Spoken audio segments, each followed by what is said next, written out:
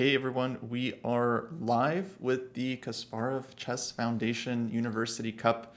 This is an online team rapid event featuring teams from colleges and universities all over the world competing in a 2-day, 9-round rapid tournament.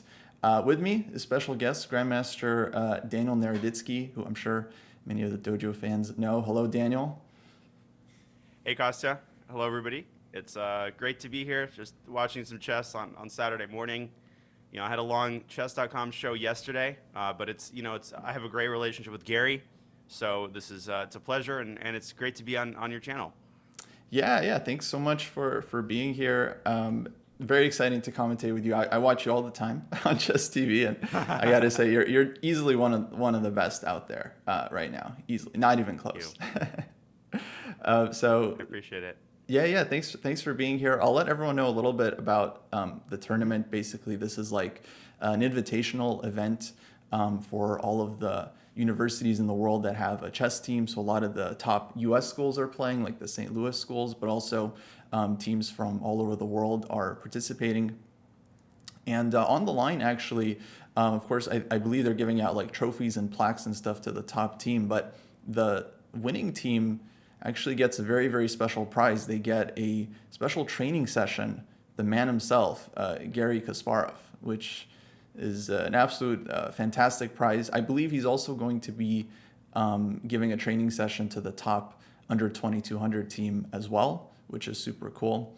But yeah, in the open section, just for everyone's knowledge, I think they have an average rating limit of 2400. So every team has to be under 2400. Which is pretty cool. It means it's like about who performs the best and not necessarily about who has just the highest rated players on their team. Yeah, no, Gary is kind of a mythical figure in the world of chess, and he's obviously done a lot of great stuff through his foundation. I still remember the day that he retired, March 10th, 2005. It was my brother's birthday, but I was pretty sad throughout the day. And it really was one of the only like days of that time that I kind of clearly remember. So it's great to be doing this. I think a training session with Gary is a very unique prize, something that can give the players a push. So, you know, happy to be watching these games, and obviously good luck to all the teams. Yeah, for sure. So we're gonna get into the games here in just a sec. Actually, we already have games underway, so let me transition there now. And I can switch tabs, Kostya, to click on the various games, right? Yeah, let's open up some games. This one, I feel like, is this one already done? This one's already over. Oparin with black making short work of his opponent. Now, first round, a lot of lopsided matchups by rating. Yeah. First round, of course, always gonna be like that. I can open up events. some of the other top boards. Yeah, let's do it. And I'll have to switch tabs briefly to do that. Is that okay? Yeah, that's fine. No worries. So let's see. We have Antipov here, and he's still playing. Yeah, tons of strong players. Tons of GMs in the field. There's Oparin, Antipov, lots and lots of strong IMs as well. So yeah, we'll try to catch as many players as we can, but it's going to be rapid chess. So of course, the games are going pretty quickly. And yeah, we'll try to keep an eye on like which players we're actually following, because I know the usernames are going to be hard to track. Yeah. It's rarely Antipov Mikhail, 1995, and more like Purple Elephant 2385. But yeah, Kudla is Mikhail Antipov, very strong GM. He's been playing a lot recently, and he's not taking too much thinking time in the first round. I mean, they're very, very confident when they're facing 1700s. And it's nothing personal. It's just, they just feel like they can play by intuition. Yeah, when they're facing me, they're very confident. You can just tell. So, yeah. Hey, they're confident even when they're facing me. So I feel like I belong in that camp. But Antipov is white here. He's up 2 pawns. Black kind of it's not the kind of position that's it's easy to win in 3 moves, but you feel like you're, chilling by the beach and enjoying some coffee. White's got everything under control.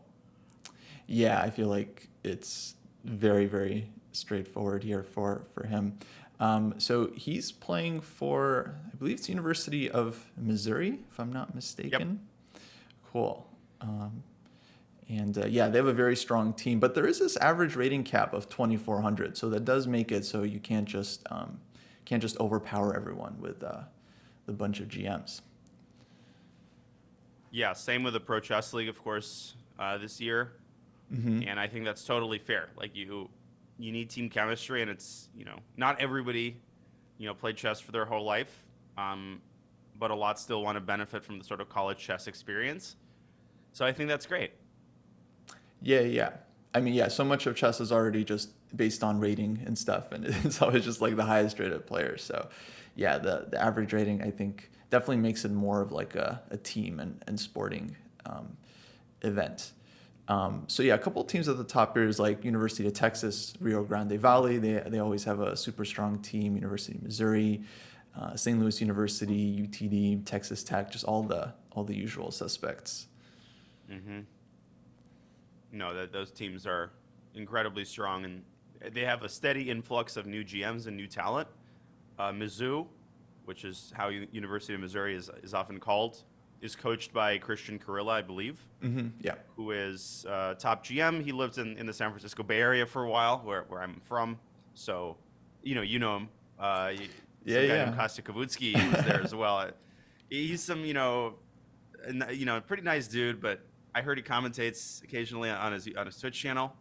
I don't know if you've heard anything about him, but Christian's awesome. He's kind of a leading coach and commentator, and it's honestly a treat for these players to be going, some of them experiencing a big transition, but still being able to continue their chess career under expert guidance, let's say.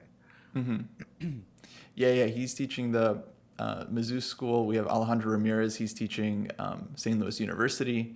Actually, yeah, Yumi and Christian, we all worked at the Bay Area Chess Club for a time. So that's our connection. And yeah, this is just extremely clean technique here from Antipov, just like forcing off the rook trade, and now he just has an absolutely trivial, king and pawn endgame. Careful, or black might play, G5. Yeah, there's so many ways to convert this, and it's such a instinct for like GMs to just freeze the pawn structure on the other side, even though it was like strictly speaking unnecessary. Mm-hmm. But to play like H4, so black can't do anything at all, is just. I mean, he's got 10 minutes 54 seconds. That's got to be a little bit debilitating for his opponent. That's 54 more seconds than he started with. Yeah, that's unfortunate. I mean, at this point, okay, it's very little that can go wrong here, but there would be nothing more embarrassing than if he like messed up a pre-move and then ended up like allowing a draw or losing it. That would be an absolute disaster. Oparin is watching the game and having himself won in 2 or 3 minutes and doing something similar. Right. Watching his teammate. So, yeah. And this might be resign time for Kruki too. Yeah, if you want, we can maybe switch to another live game. So every point counts. The scores here are going to be counted by match standings. So the way that works is every round, each team will be paired against another team, and if you win best of 4, so 2.5 points, you win the match point. But at the end of 9 rounds, if 2 teams or more are tied with match points, then they will go to game points as the tiebreaker. Mm-hmm. So these early rounds, I think you just want to score 4-0 as much as you can. Yeah, every point counts. And I've pulled up the game of David Brodsky, who is one of kind of my favorite young college-age GMs. We've played twice recently, and I think he's ridiculously underrated. I think he's just an incredible talent. He's about 2,500 FIDE. Mm-hmm. He became a GM recently, but he's just one of those guys that when you get paired with him, a draw is like you're popping the champagne in the evening. Like he's armed to the teeth, nobody's favorite opponent. He has the black pieces here. Cool. Yeah, he's very, very strong. Yeah, it looks like he's just going for this straightforward attack, although his knight seems misplaced. It should be ready to come to like G4 to really make this work. Mm-hmm. But he's ready to go knight E5, knight G4, like you're showing exactly. There we go. So this is unpleasant for white. It's probably not lost yet, but it feels like it's about to be. Feels like white needs to be basically perfect here. I mean, if I had this with white, I would consider playing bishop h1. You want to keep... I mean, you're already... This pawn is, you have to bid goodbye. And, that's it. That pawn is going to disappear on the next move. Right. And you have to prepare yourself for the move knight g4. One really bad thing that can happen. I don't know if I should make moves. No, I'll use arrows, mostly bishop h1, knight e5, knight comes to g4. If you move the bishop, black can stick a pawn on e3. And that's how you get checkmated really fast. Yeah, definitely. So queen c3, but yeah, that feels wrong, right? Just like not helping the king side at all. Although one thing white could be preparing here is knight e5, bishop to d4, trying to immobilize the knight. And I actually would trade pieces here with white because you're going to lose a pawn, but your top priority is actually not to get checkmated on the king side. Right. So let's see how David decides to handle this. He might delay knight takes e5. Yeah, so he trades first, and now, yeah, knight e5. This also makes sense. Bishop d4, so h5. Yeah, maybe some queen g4. He does take. Okay, let's see. I think white has to go bishop d4 here. Apart from everything else, there's like ideas of knight f3. Probably doesn't work straight away, but it's easy to walk into these types of tactics. Also, the time situation is pretty debilitating usually for the lower rated players. Yeah. Bishop d4, but okay, he's definitely holding on here for now. Yeah, it looks like okay, defending well. And actually, yeah, if white's just able to take on e5, then he has the d file. But he is down a pawn now, so maybe this is where black just kind of switches gears, and it's like, all right, let's just keep the extra pawn and just keep the advantage steady. Although that's the way I've seen these upsets happen. Sometimes the GM gets impatient because they're like, they don't feel like they just don't feel like converting a long end game. They feel like they should just they see how quickly Oparin won, and they're like, well, let me do the same thing. Yeah. And all of these lower rated players are totally capable. I mean, nowadays you can't mess around against anybody. Because that's how you lose to a 1700, and they're good players. They understand the fundamentals. People are much better at chess now, and that's why you see a lot more upsets in open tournaments, and you can confirm that. For sure, and I've definitely noticed that it's like every round these days. In the past, it was just like all the top players win the first 3 rounds, first 4 rounds, and then maybe there's like one strong FM or IM who like does well. But yeah, these days, like round 1, round 2, there's like draws, losses happening all over the place. It's wild. People have learned they can have no fear of the title players.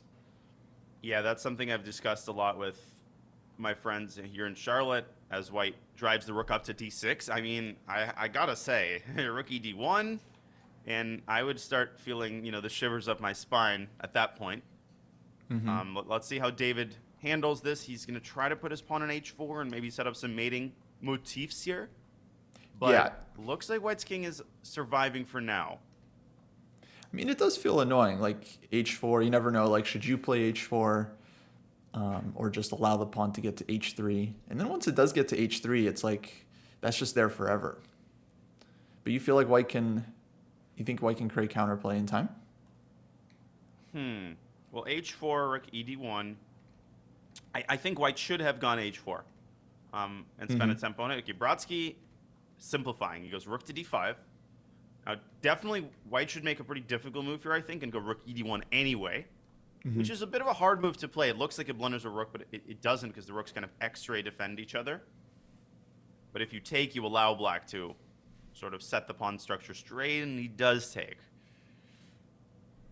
Okay, so d-file is now black's. Yeah, I think just rook d1 there for sure. But all right, he's got 90 seconds. Mr. Gustavo. Yeah, this is like those arm wrestle fights where eventually they're gonna bring your hand down. Rook d8 probably, maybe still h4, and small mistakes like this, like giving up the d-file, they may seem insignificant, but they make black's job so much easier. Yeah, definitely. This looks super comfortable now.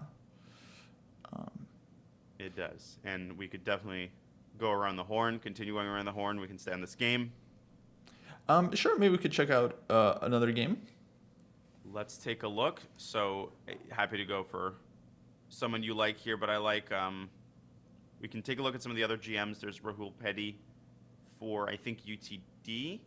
Ooh, Rook D2-8. He might be losing here. Whoa, yeah. This was a good game to go to. Well, wait a second. Yeah, this is a big Indian upset. Star is a newly crowned GM, and Rook takes H3. This is close. Mm-hmm.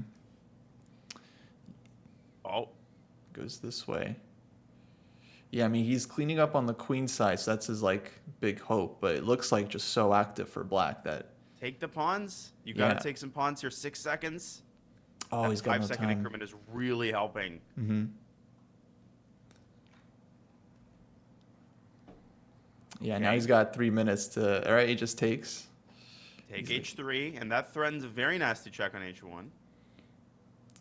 Yeah. I feel like I black don't know if just white needs has to enough- get the bishop in. Mm-hmm. Exactly. Maybe at H4. Right. Right. White has to be lost here objectively, but we know how tricky these GMs are. Yeah, and then when you're winning as black, you're like panicking, like, oh, I have a win. It's like 9 seconds trying to figure it out. But yeah, bishop f6. I like this move. Okay, rook h2. Bishop G1 maybe. Yeah. Then black can make a very tough move to find in time. Rook takes B2, helping Oh. yourself to some of the juicy morsels on the queen side.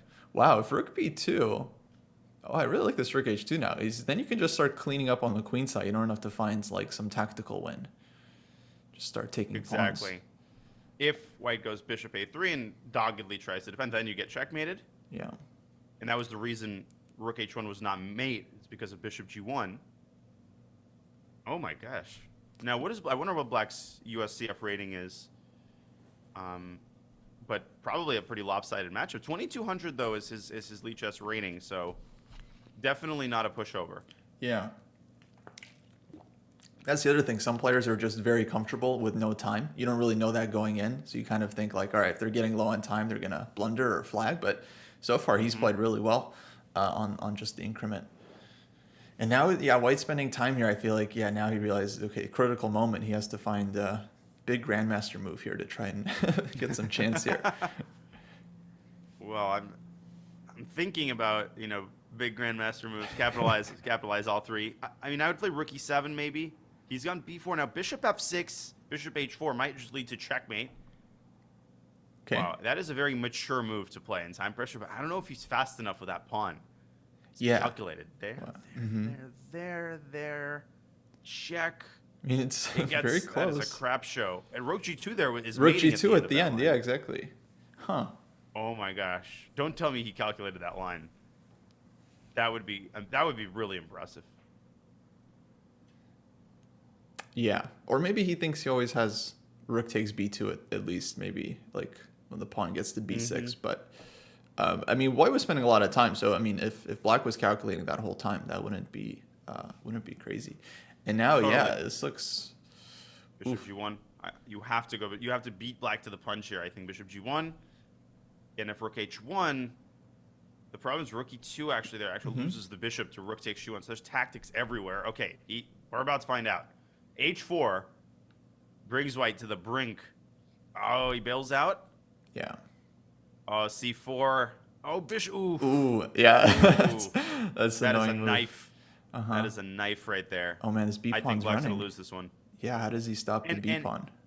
You can't even sack your bishop for it because you get mated. Oh no. Oh.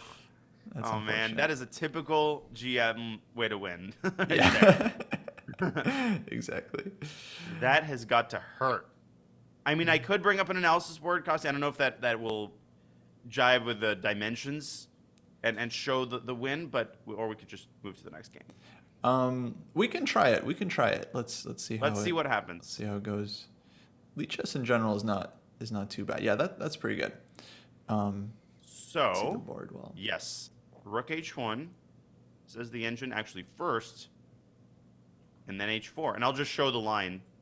b6, h3, and now have your pick, right? h2. But this is even better. That's forced ladder mate. Nice. So white has to go here. And now the ultimate alpha move, just go h2 anyway. Wow. You just like take everything. And if rook takes, yeah. And b7. Oh my god. Bishop f8. Okay. Some ridiculous. Look at this position. Just allow a queen and just go and mate the white king. Yeah, bishop f8. That's pretty sick. Still doesn't end. White can stop bishop c5, and now you stop the pawn. Right. Yeah, wonderful, wonderful line. Illustrating the power of the rooks on the second and first rank, I think. But, okay, let's see if we can find any other games that are still going.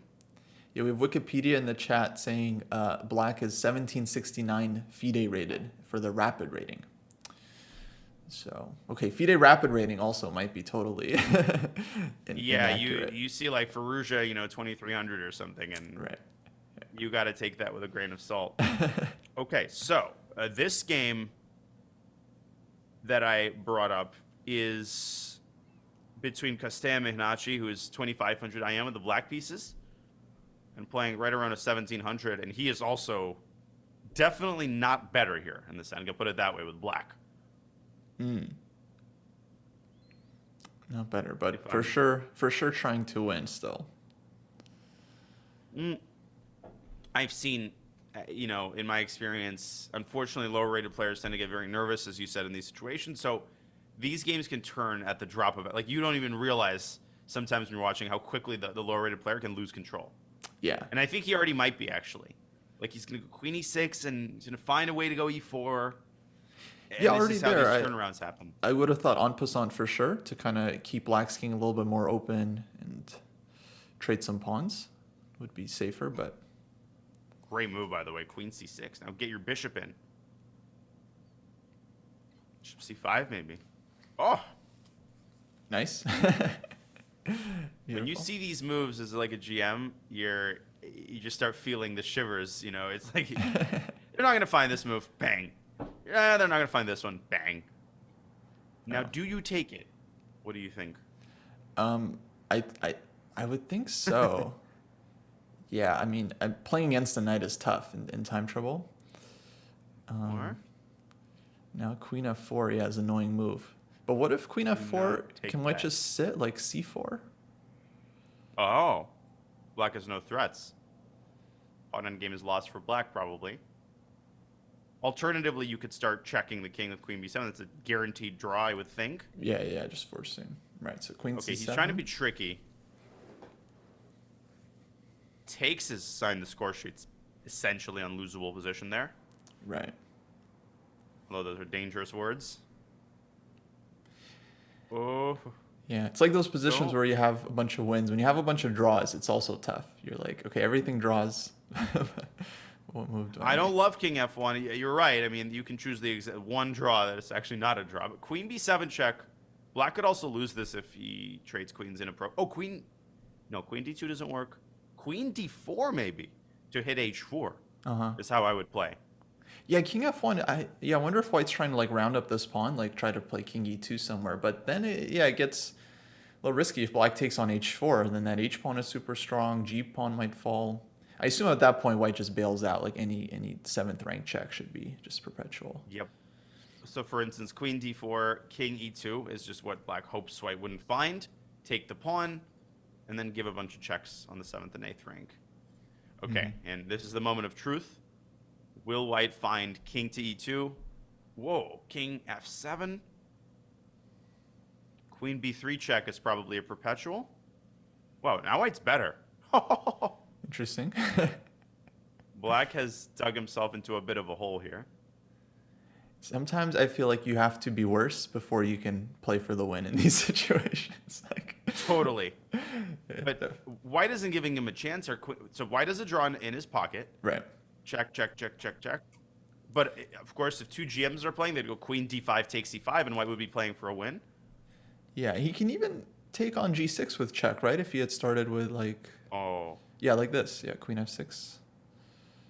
Black has to hide in a corner and pray. Queen f7, f8, h6, g6. White's winning. No. Oh.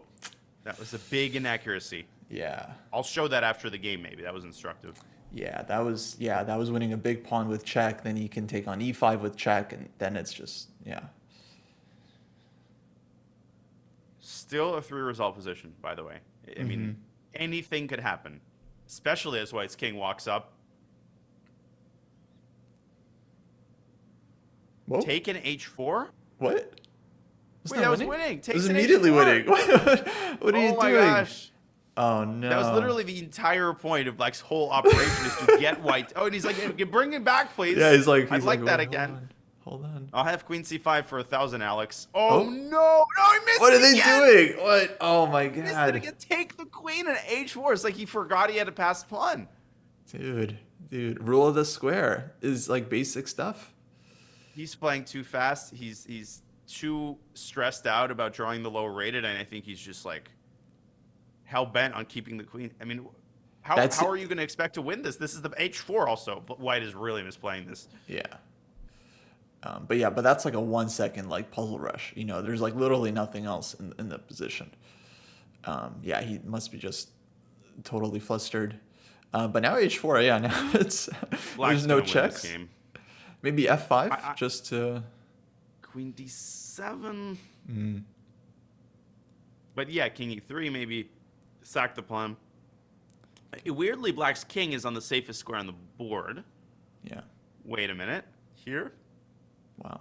Nope, doesn't work anymore. King stops the pawn. So maybe h3 first. Yeah, definitely want to play h3. And then White's going to go like queen e3 and miss queen b6, I feel like. It's a remote possibility here. I'm going to breathe this into existence, am I not? Or queen e6 would be better. Oh, and queen b2? Queen g7. Queen b2? Or queen b2, even better, yeah. Okay, yeah, he's got it. Now he found it. Yeah. With a pawn on h3, I would hope that he would understand the importance here of trading queens. Oh my god, this is a heartbreaker. Yeah. Yeah, White really had that one. He was over if White had taken g6 with check. Oh man. Yeah, went from easy All the draw title players to a win, and now it's gone. Brutal game. All the title players I see are are watching intently. Are we going to see a big upset? Oh, now he's pre-moving. You know what that means. Yeah. He has this queen c6, king d7. Yeah. Oh. Huh? Pretty. Nice. Yeah, team tournaments are pretty unique in the chess world because normally you're not watching your teammate finish out these end games with like mutual blunders. Oh, they must be tearing their hair out watching the missed opportunities there. I know. So most of the results I think are in. I'm looking to see. Yeah, I think all of the results are in. Cool. Let me see if Show a they've couple got games. any standings updated here. I pulled up in the meantime. Like I think there's 2 games remaining if I'm reading the website correctly. And then we will probably move to round 2. Yeah. Okay, so this is one of 2 final live games. Looks like somewhere on the lower boards. And is this game over? Is White winning here? White says that this is a nice mating pattern to know. The zigzag, and then you mate him on g8. Oh, brutal. Black is at death's door here, but can White capitalize? Yes, it looks like. Okay. You can blow on your queen and it'll land on the right square. There we go. Okay. And our final game is also over, I think. This one has already ended. All right, so here's the standings here. I'm going to refresh. Looks like, yeah, from what I can see, I think most of the top teams won their games with 4 points. So perfect tie break so far. But okay, it's going to get a little tougher round 2. I believe it should be starting soon. I don't know if games have already gotten underway, but Okay. I can let me see here. refresh the live game page and see.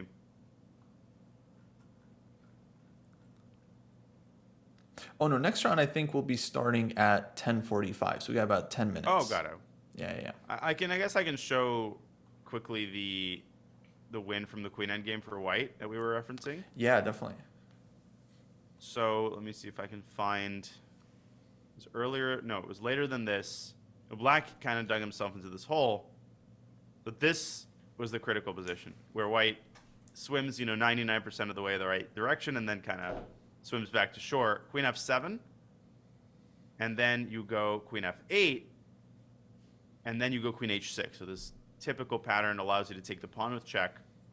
And your work's not totally done here, but maybe now you can take the pawn. Mm-hmm.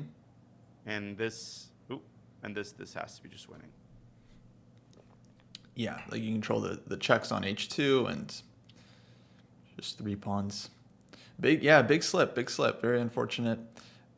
It does happen. I think players, they just panic. They have a good position. They're low on time. It's supernatural.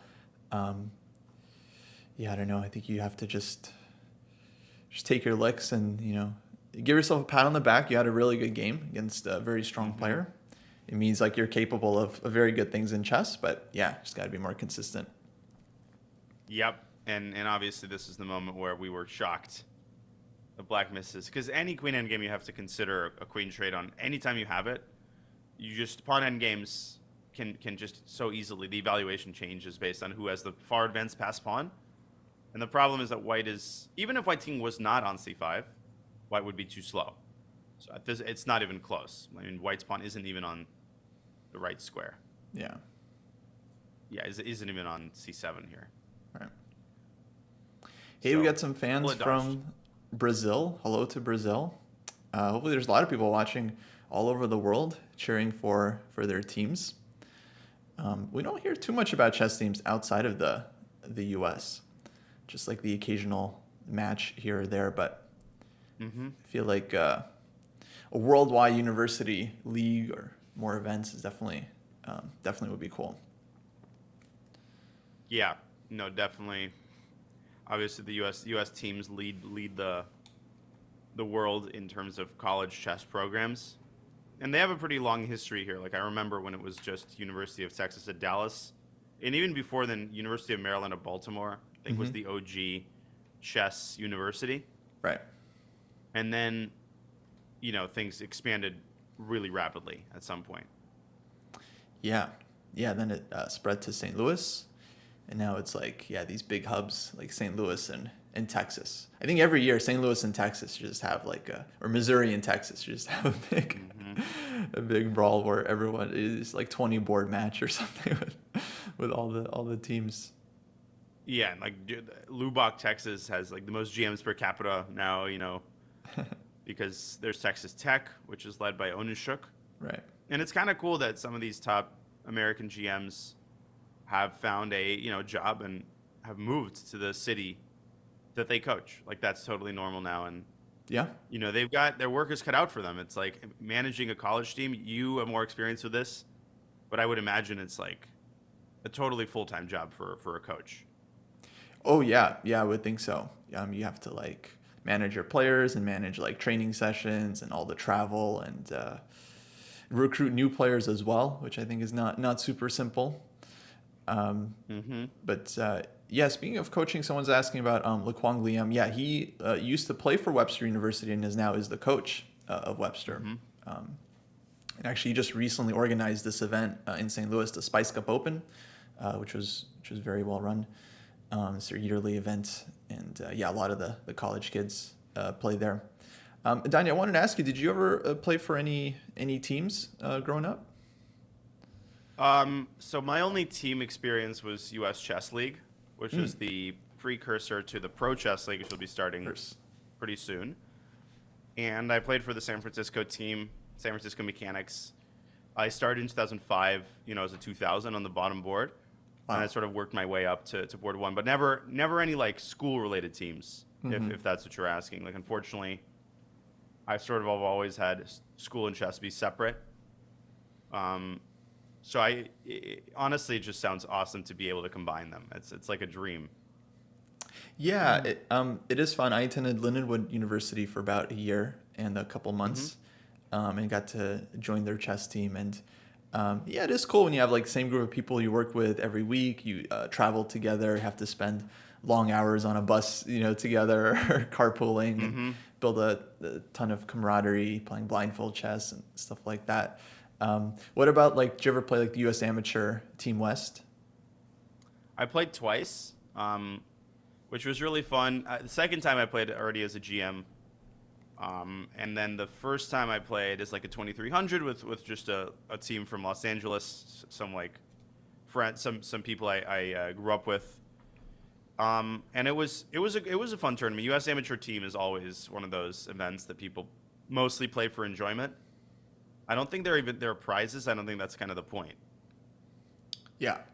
Yeah, definitely. It's the prizes are just like clocks for the winning teams, and Mm-hmm. but it's still like like one of the most fun events to play. Just the thought of playing for a team. I think most people really enjoy. And then the U.S. Amateur Team East, I've never played, but every year I feel like it's like super popular um, and yeah, always hotly contested. I think it's just pride. I think people just want to win the event. Well, I wanted to play for a couple years now. The problem is like it's not really made for title players because there's a rating, just like in this tournament, there's a rating cap. Yeah. So if you have one 2700 USCF player, it actually can be an inferior team to having two players, rated like 23, 2400. I think those are usually the winning teams. Right. Yeah, for sure. It seems like the winning teams are often more balanced. Sometimes you'll even get a team with four players. Like the average has to be 2200, and the four players are like within 100, 150 points of each other, like on all four boards.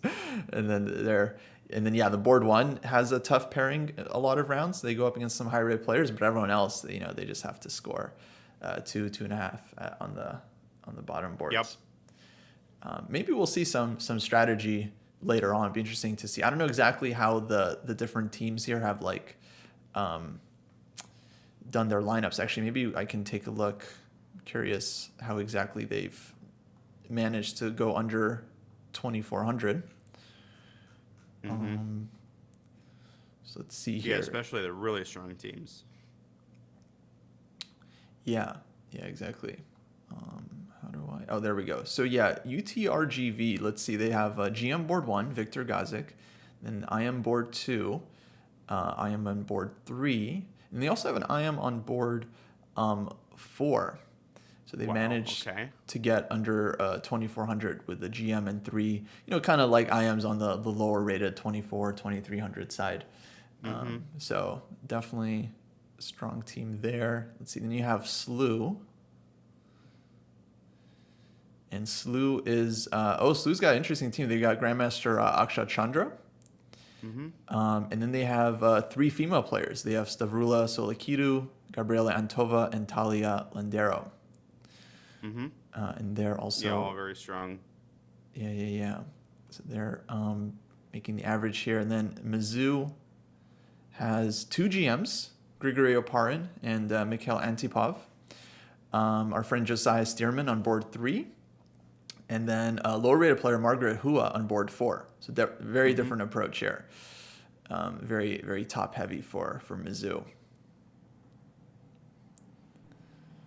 Yeah, Oparin is the top board, not just in this tournament, but he's the highest rated player in the university. I mean, he is close to 2,700 feet. I mean, he's been climbing for a while now. He used to be like low 2,600s, and he's just been sort of steadily working his way up. Mm-hmm. Yeah, I was very surprised when I heard he was going to be moving here, transferring here. I was like, wow, another huge acquisition for the U.S. schools. Yeah, no, unbelievably strong GM. I played him in 2014, and he was like in the 2,500s. Mm-hmm. And yeah, so I knew him pretty decently, and then I said, wait, he's in Mizzou now. And same with Antipov. Like, I'd known him for years, but now he's here. Yeah. Which is actually great. I was going to say a lot of these players are players I face at like these Norm events lately, like in Charlotte and in St. Louis. So it's actually really great for the Norm scene to have all of these foreign players here now because they make filling the events a lot easier. For sure. No, it's now, you can almost find a norm tournament every month. So Yeah. the games should be beginning soon, right? Or Yeah, they should be. Let's see if we can find some. yep, It's gonna be I round think 2. I can pull up Victor Gazik Cool. here, and this is, yeah, Gazik has the black pieces, and we were just talking about or mentioned his name. Great. And there is an TRGV, info right? command, guys, if you want to see the tournament, check out the pairing standings, more games. I'll have a link there for you in the Twitch chat under the info command. Okay, so this is board 1 of UT RGV. An Alekhine by Victor Gazik. Yeah, I've played Victor twice recently, both with white, so I've prepared a lot. And yeah, he likes. I noticed, yeah, he likes taking out a lot of very tricky openings, especially in rapid and blitz. He'll play all kinds of stuff. 2 Knights Tango, Alekhine. He's yeah, very experimental. Yeah, especially, you're still facing lower rated opposition in round 2, so you can get away with stuff like this. But the Alekhine is an opening you can play against higher rated. It's not like there's not one path to refuting it. It's a Right. pretty underrated weapon, I think, especially if you know a lot of the details. Yeah, I noticed some players there, they just play like every game, and yeah, they're fine. They just know the structure. They get slightly worse position, but they know exactly what to do in every position, and yeah, then they often end up fine. And yeah, what I often see, like I like looking at games where, like, I don't know, Caruana faces like the Alekhine and see how he tries to crush it. And I feel like a lot of times he might be slightly better out of the opening, but then his opponent equalizes because they just kind of know the position better, and then okay, he has to use his like class to like outplay them for real. So it doesn't just come from the opening. And top players don't always study these types of offbeat openings because they're so rare at their level. Yeah. So it is always interesting to see that sometimes even the very top players really struggle against like super offbeat openings, like a Scandi or some like offbeat Rui Lopez line, because they're just rusty on their lines. Yeah, I remember I was watching yesterday when Mamedov played the dragon against Nepo, and it seemed like Nepo just mixed up the move order and allowed like easy draw like right out at the opening. And yeah, I just found that so amazing. Like, wow, like imagine playing like the dragon against a top player. But yeah, they haven't looked at it, in months, years, It's maybe. brazen. Yeah, Mamedov is a fun player. He won the second game and he won the mini match, so he's on to the finals, which is pretty incredible. In the meantime, Black gets his bishop out. Knight okay, I think White is playing this pretty much how you're supposed to. And then on the next move, White is going to castle. And then, I mean, you already have to start watching. Okay, so Black goes queen d7. I think he's preparing to queenside castle. Yeah, quite possibly. Or maybe even just like be able to bring the rook to d8, just kind of flexibly put more pressure. Because queenside castling looks extremely risky. Wow, knight a5. It does, as does this. Huh. Okay. Well, yeah, I mean, you can't go b3, so it's kind of annoying for White. You can try c5, but then you have to start calculating knight c4, bishop c1. I mean, Black's pieces are kind of stuck on the queen side, but it's obviously a two-sided, it's a double-edged sword. So c5 is not an easy move to play for White. Yeah, it feels very... I can see what you're saying. It could potentially be very strong if bishop c1 and then like... Yeah, Black has no follow-up and then is about to start getting kicked soon. Yeah, there's some ideas. Bishop takes c4, queen b3, like... Good go after the minor pieces. White, I think, senses that this is an important moment, but this is where the title players tend to often like build up a time advantage and kind of intimidate their opponents into, like, I don't know, submission of some sort. Like knight d2 would be okay, but probably not the most challenging move. Yeah. And okay, he's played it. Yeah. Right. No, that's the struggle as a lower rated player. It's like, yeah, you just want to keep everything under control. Now just bishop g6, just prophylactic. Yeah, just getting out of the way of any rook f5 or d5 ideas. A3 would make some sense here, I think, just to force black to clarify the situation on the queen side. Mm-hmm. And then I guess the bishop could drop back. Because if you take the knight, white takes back with a pawn and has a very, very strong, well-defended pawn center. Yeah. Yeah, I like So- a3.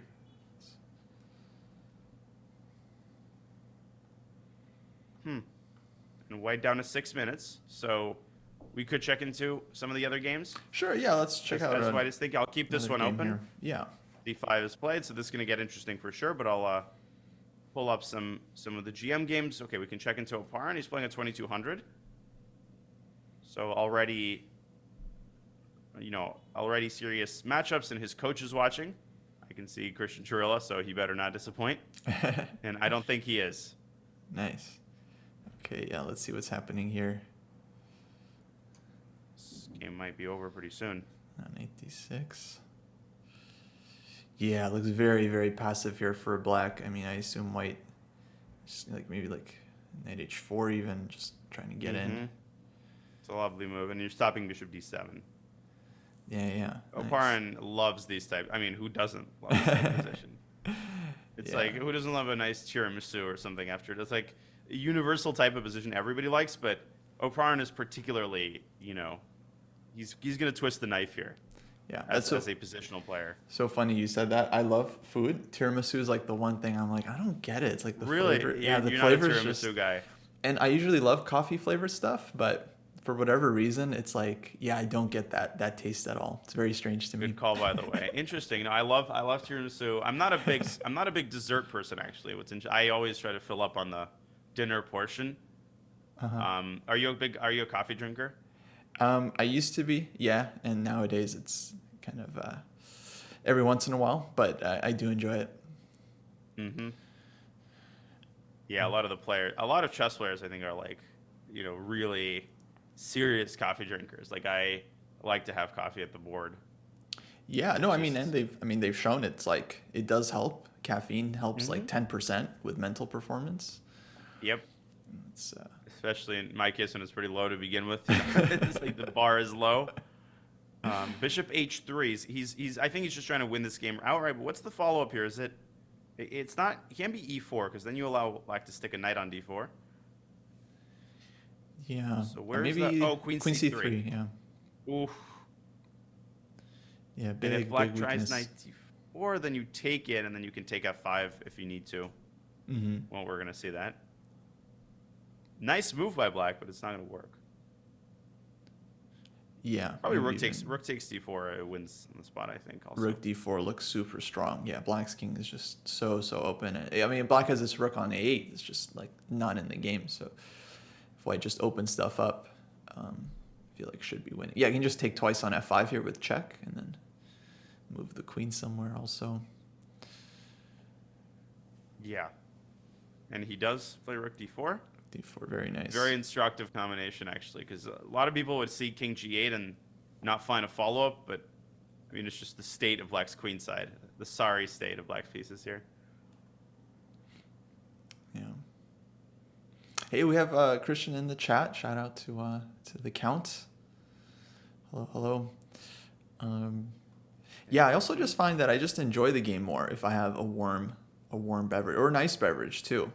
I'm a big fan of bubble tea, smoothies. Same. Just makes the game more enjoyable. But yeah, breaks of the monotony of classical chess. for sure. Okay, queen e7. He's gonna end it here. So, Yeah. or this. Yeah, you can just play any move and it's just mate everywhere. Bishop Bishop f5. e6, I think. Yeah, bishop e6 and black's king is okay. Resigns. Very nice game by Oparin.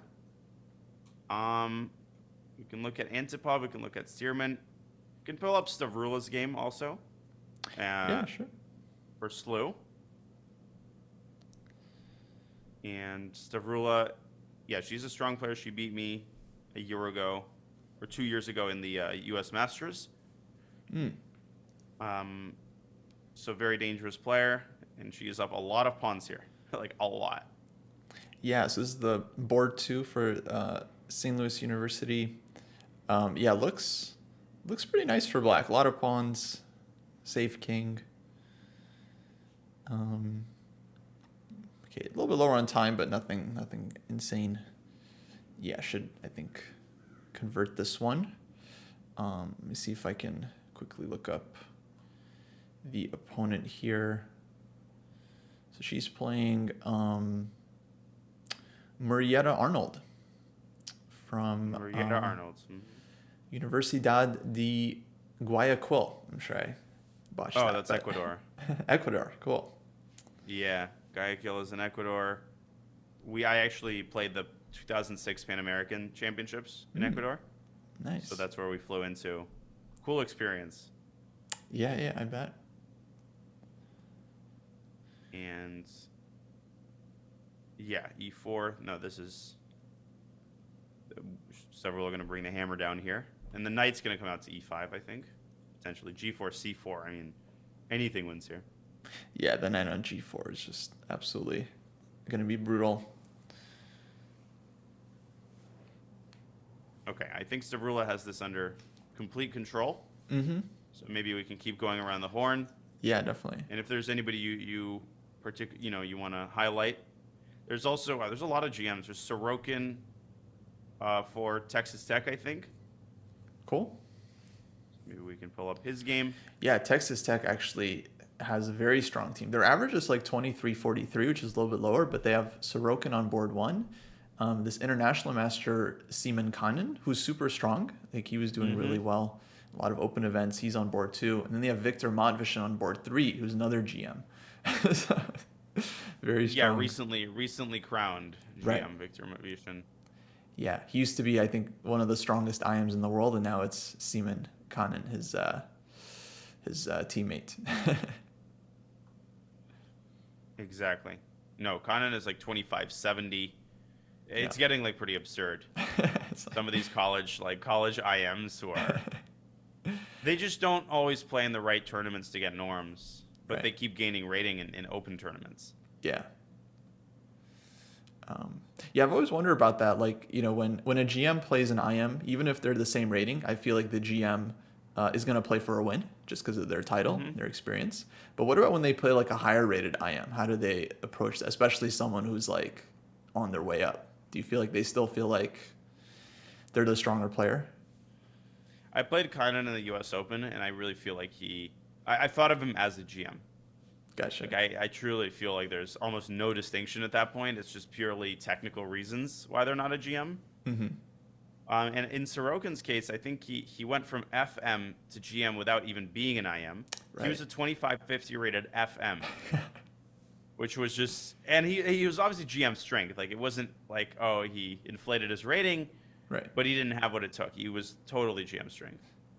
Yeah. Yeah, this game is over. Oof. Just buried Black's pieces. Yeah, this just looks fantastic. I mean, I think we can stick with this game because Black is like solo on time. So. Yep. 5, trying to break apart the bind, but he's gonna make it worse.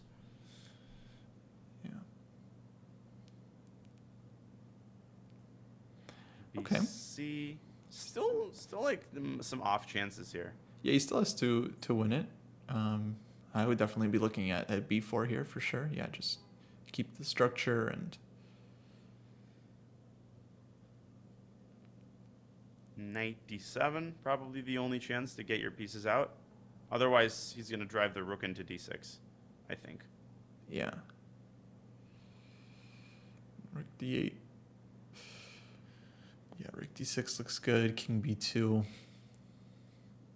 gives the check.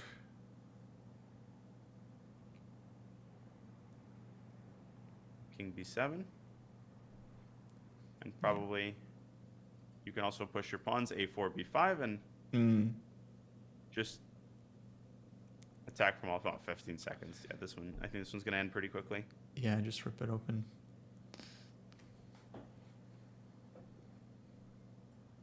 King c2, very kind of Soviet schoolboy type of move. Yeah, yeah. Actually, that's funny. I would have. My instincts was like b2, but I guess it's probably the same thing. But I guess he just doesn't want c3 to come with check. Mm-hmm. Oh, someone said super FM in the chat. That's funny. Yeah. Yeah, no, totally super FM. This is an interesting way of converting. Like I would have played completely differently.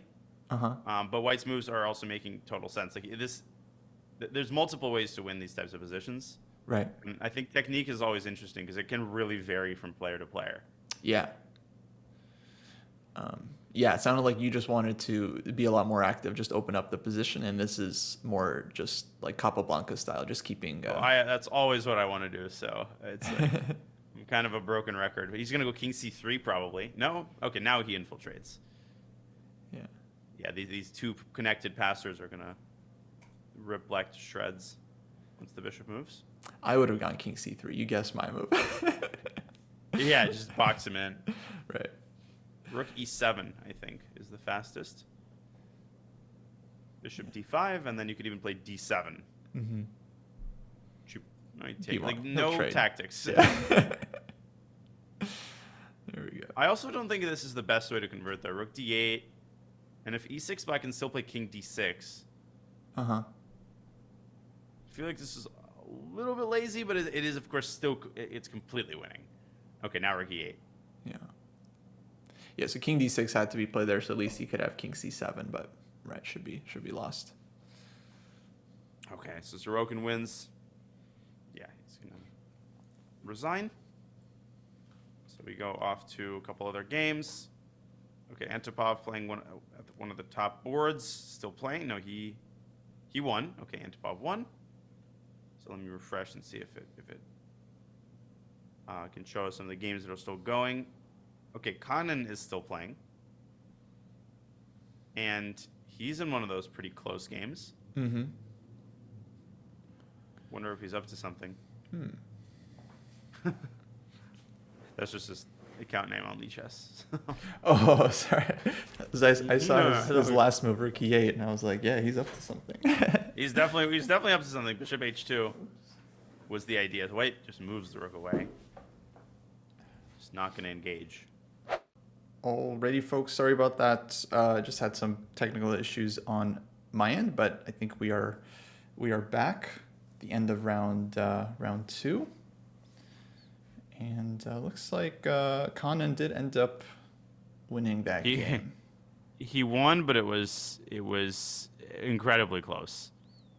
Oh, cool. And he was kind of struggling. He was at an exchange, but his opponent wanted a rook.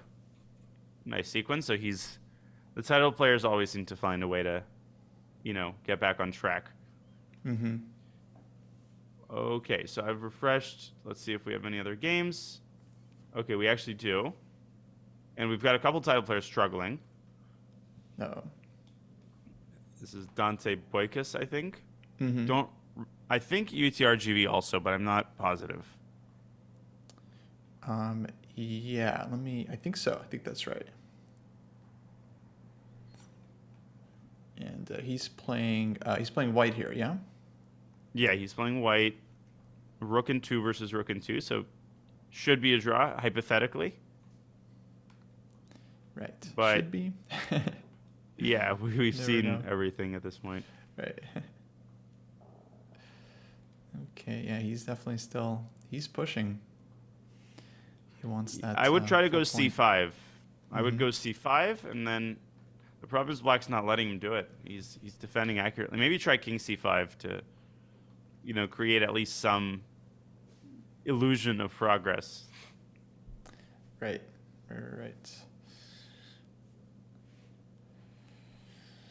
So yeah, I feel like you should hold this as black. You've got some squares. You got rook b6. Okay, check. Drive the king to the back.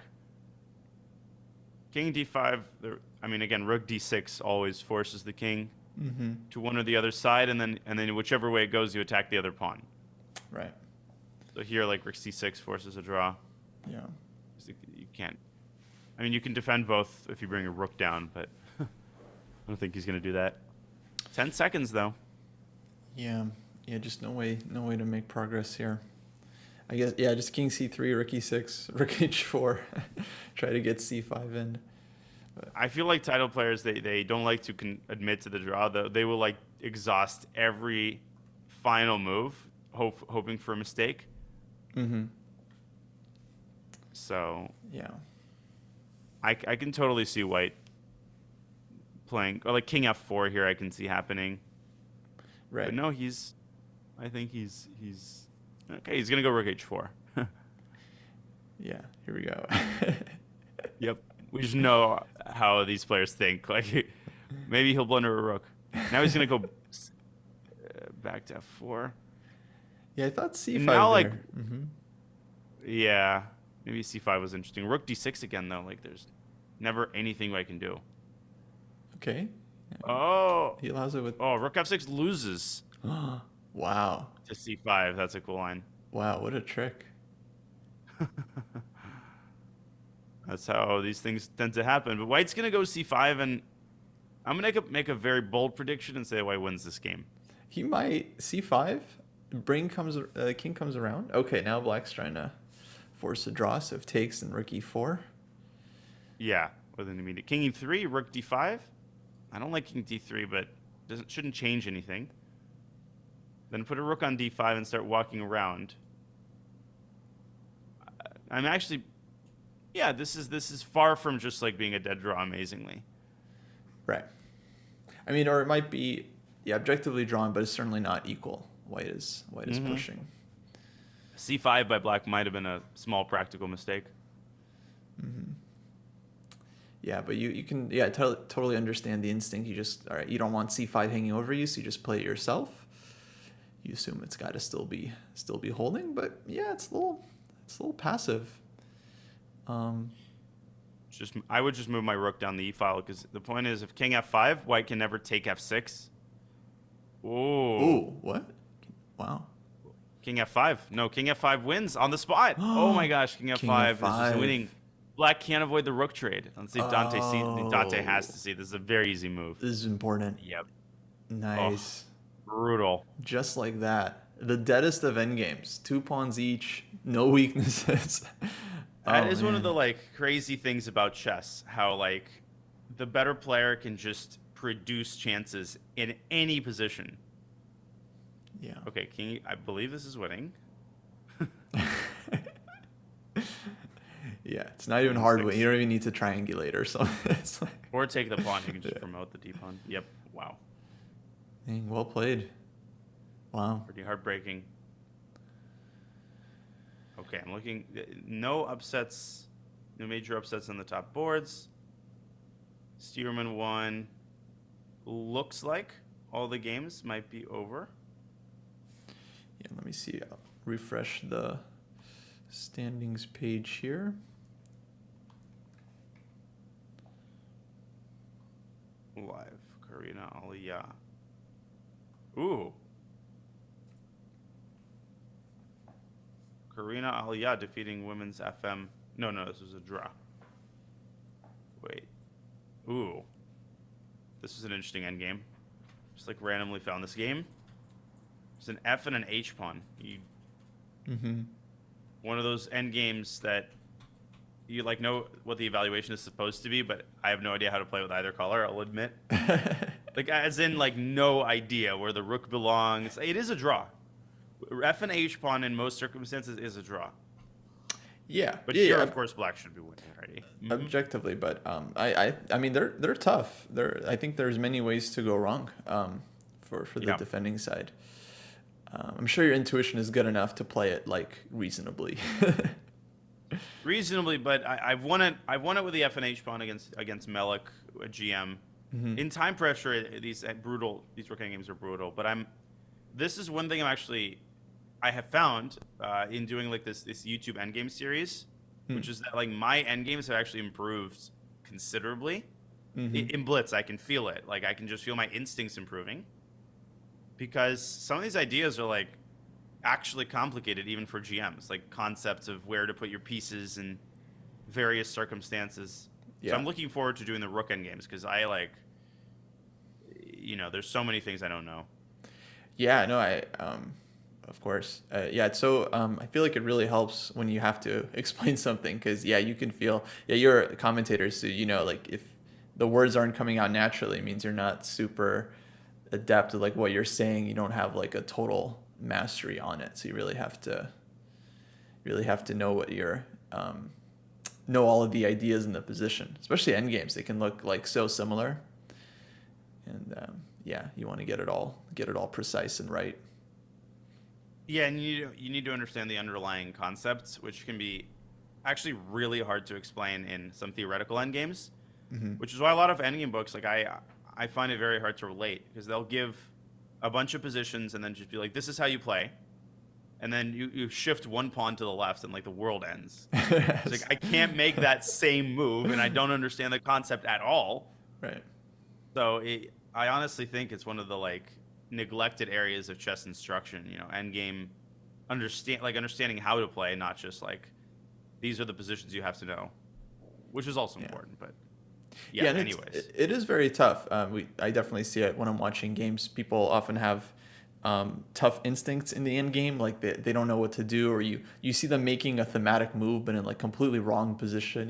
They're trying to take the opposition, but like for no reason whatsoever. There's like, right, it's like, so it's definitely, I think, one of the more mysterious parts of the game for sure.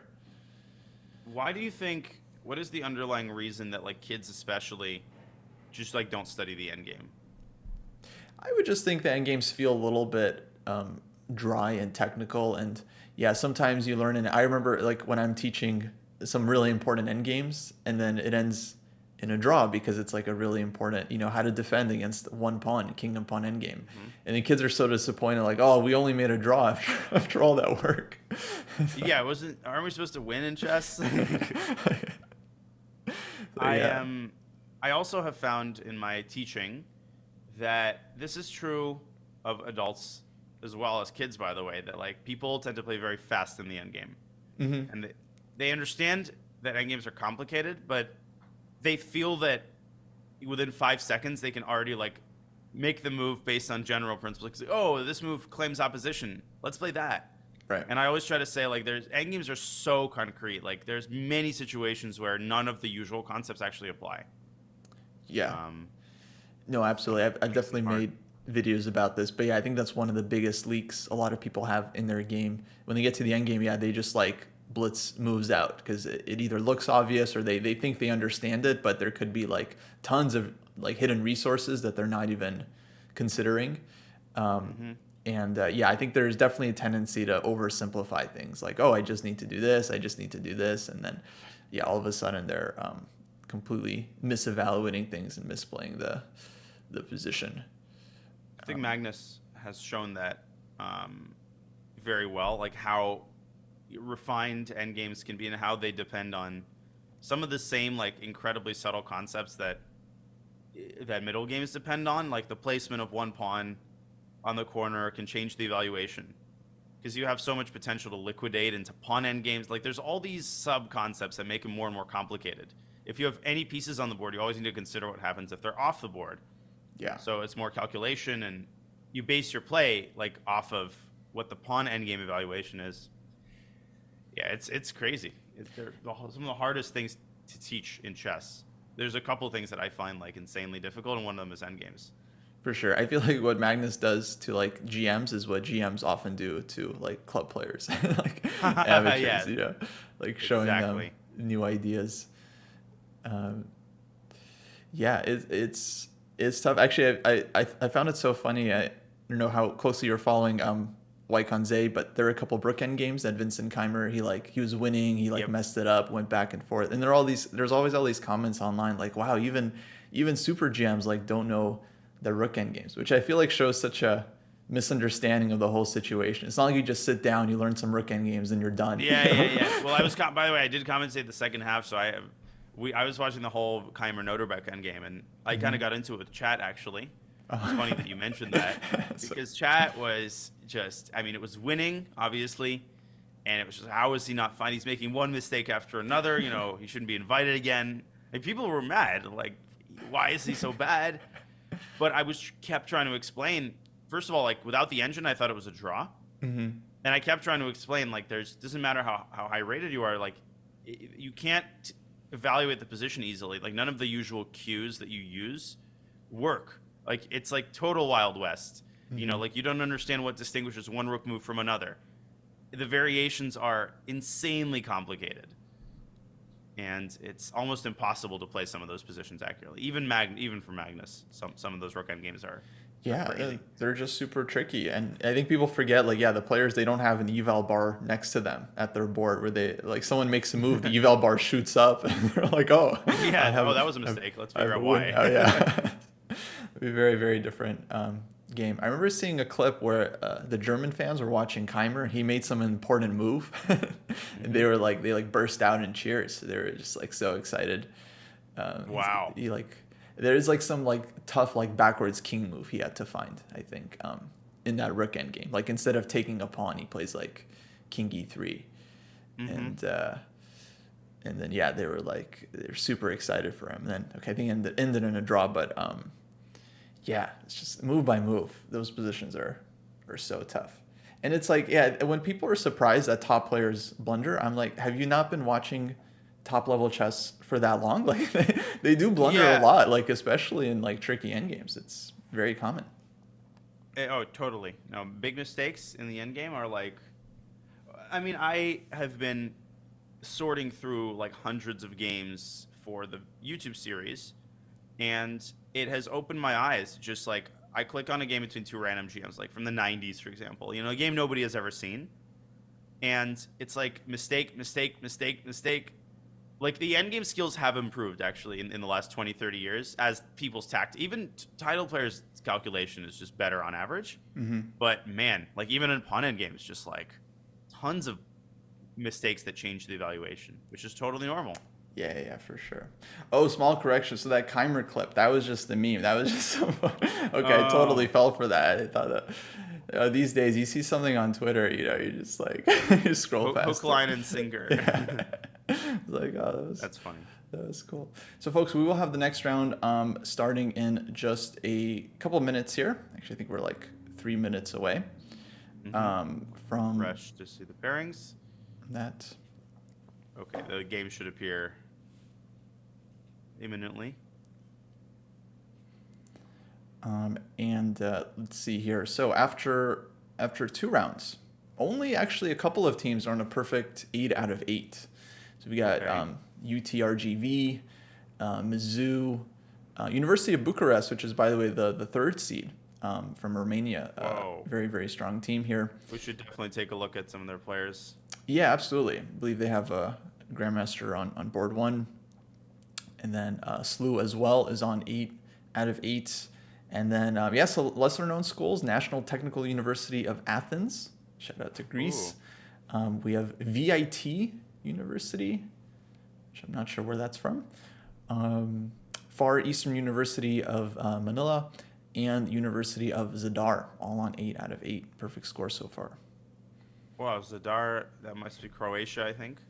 Mm-hmm. And I think we've got a high-level matchup as the games get underway very shortly. Duku is David Gavrilescu, I think the top board for Romania. Or do they have a GM? I think, I think that is. Oh, is he an IM? Yeah, but he's one of those IMs, like 25, 30. Gotcha. Yeah, in my head, I'm like... sorry. He beats everybody in Title Tuesday. Here we go. All right. So, okay, now he's playing, Master here. That's for Rossalimo. Okay, cool. This is straight up my repertoire with black these days, so this is interesting. This is my repertoire with white. I play the C3 line. C3, cool. What would you do here, Knight Knight F6? F6, yeah. Ooh. E5 is always dubious in these positions. D4, yeah, it's very risky here. Bishop F4. This is a line. This is playable for black, but this is very dangerous. I don't like playing this position. I mean, I don't blame you. Yeah. But this is still theory, clearly. Like, there's no way Black would be Yeah. blitzing this out so fast. Yeah, this is straight out of Selecki's Magnus Sicilian repertoire still. Interesting. So he recommends this with Black. Mm-hmm. Yeah. Wow. And I played it once or twice, and then I was like, let's look at other options. Yeah. With full due respect. Yeah. But to be fair, he designed the repertoire based off of Magnus's games, and Magnus played this a couple times with interesting results. But yeah, I think like modern engines have found this is just very, very risky, and I think Sveshnikov players have since switched to knight f6. It just seems safer. Mm-hmm. I mean, my old school understanding is that like if white gets e5 knight e4, the game is like over. Yeah, no, I mean, right. It's yeah, basically one wrong move for Black. I think you just end up lost. Bishop b7 might be bad. Who knows? But, Rook e1. I mean, I can't tell if they're following some theory or at this point are they just sort of like. I mean, one example, Rook e8, Bishop f7 is a very thematic tactic. Just shows you how fundamentally unsound Black's position is here. mm-hmm. But he's trying. I mean, knight a5 is a very important move. This is the only way to make this work, I think, for Black. Play on the edges. Right. Yeah.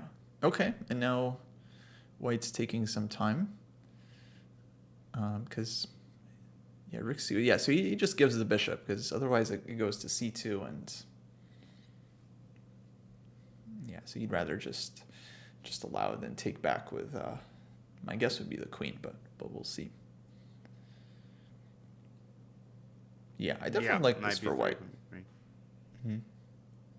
This honestly looks just borderline like unplayable for Black. Yeah, exactly. It just doesn't pass the eye test. It just feels. Nope.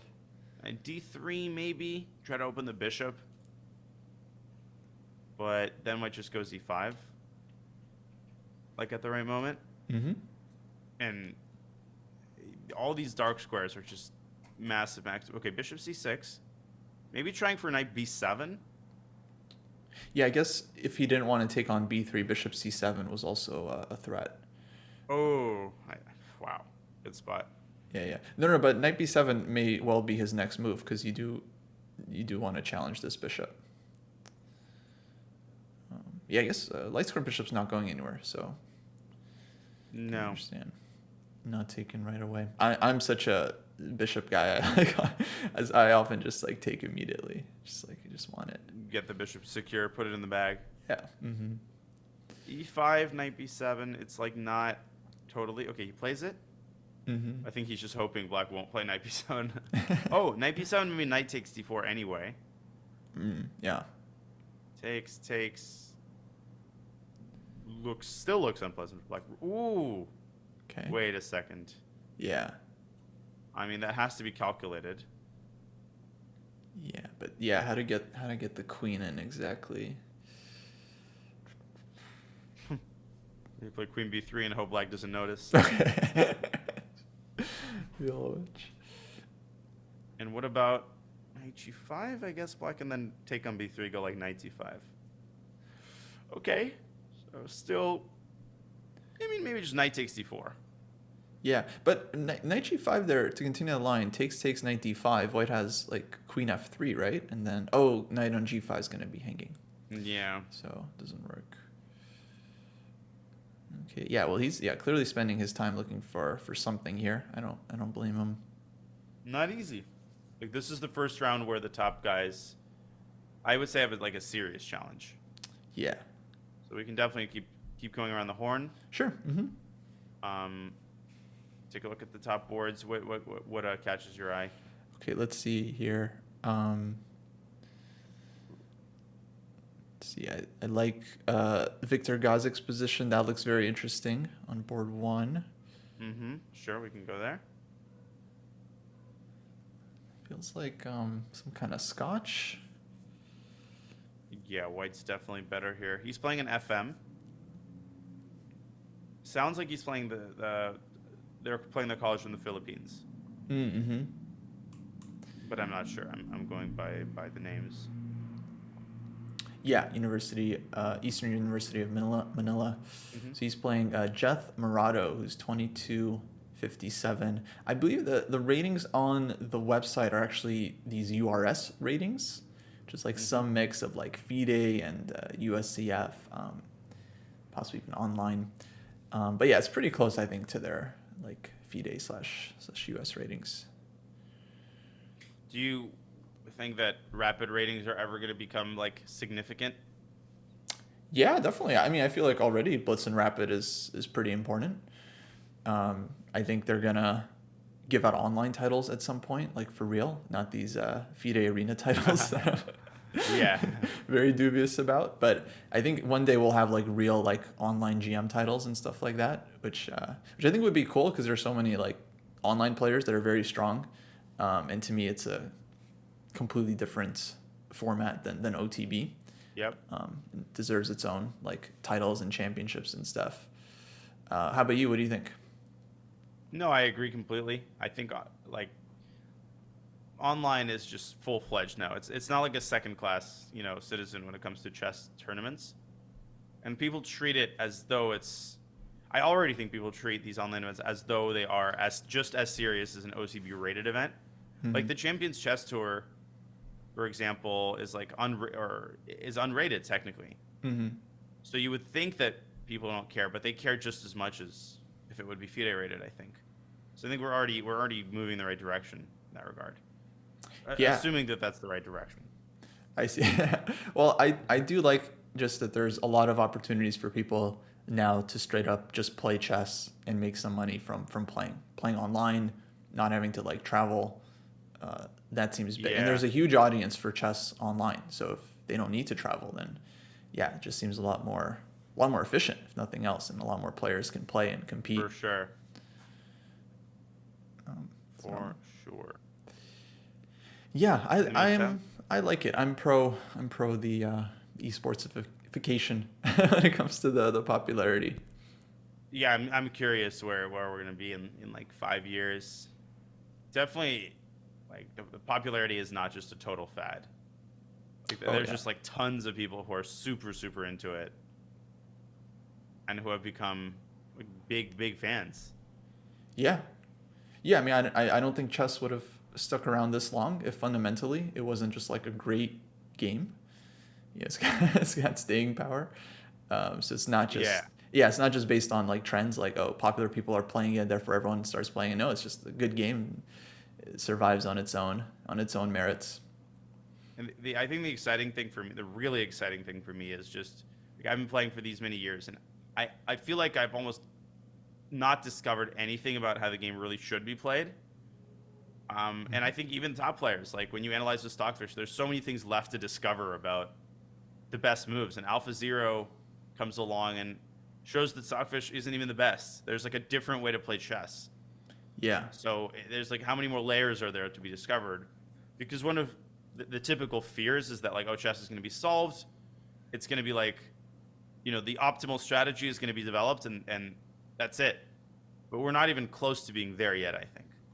Yeah, that's so interesting because we've had this fear for many years. I think it goes back to even like Capablanca was saying like chess is kind of boring. Like I can just beat anyone with white. Like I'm super solid. And yeah, a lot of people, they just became chess fans the last couple of years. They don't remember the time when it was like Stockfish was the #1 engine. And we definitely had this feeling like, yeah, chess is getting solved. It's like super explored. Every line ends in 0-0. There are all these like games that are ending in like draws. And then, yeah, you have this like Alpha Zero match where it like crushes Stockfish, and then Leela Zero comes out, and top players start using it. They start playing all these. I remember seeing these games where like Nepo or someone, he like plays an opening. He's like worse with white, but he wins. And it's like, I realized like, oh, Leela likes this position. Stockfish doesn't like it, but it's like, yeah. So last couple of years, totally seems like things have completely shifted when it comes to how we evaluate certain positions. Pretty revolutionary, honestly. There was a dark ages of Super Tournament, I think, which lasted 4 or 5 years. Maybe I'm like misremembering, but I remember a phase where just like every game seemed to be a Berlin. Every game went into the end game, and it was like all draws. and they would just, because at that point they hadn't adapted in the sense that now they find these lines, as you said, where you're like slightly worse according to the engine, but it's practically interesting. But there was a time when, you know, unless the engine showed it as the best move, nobody was playing it.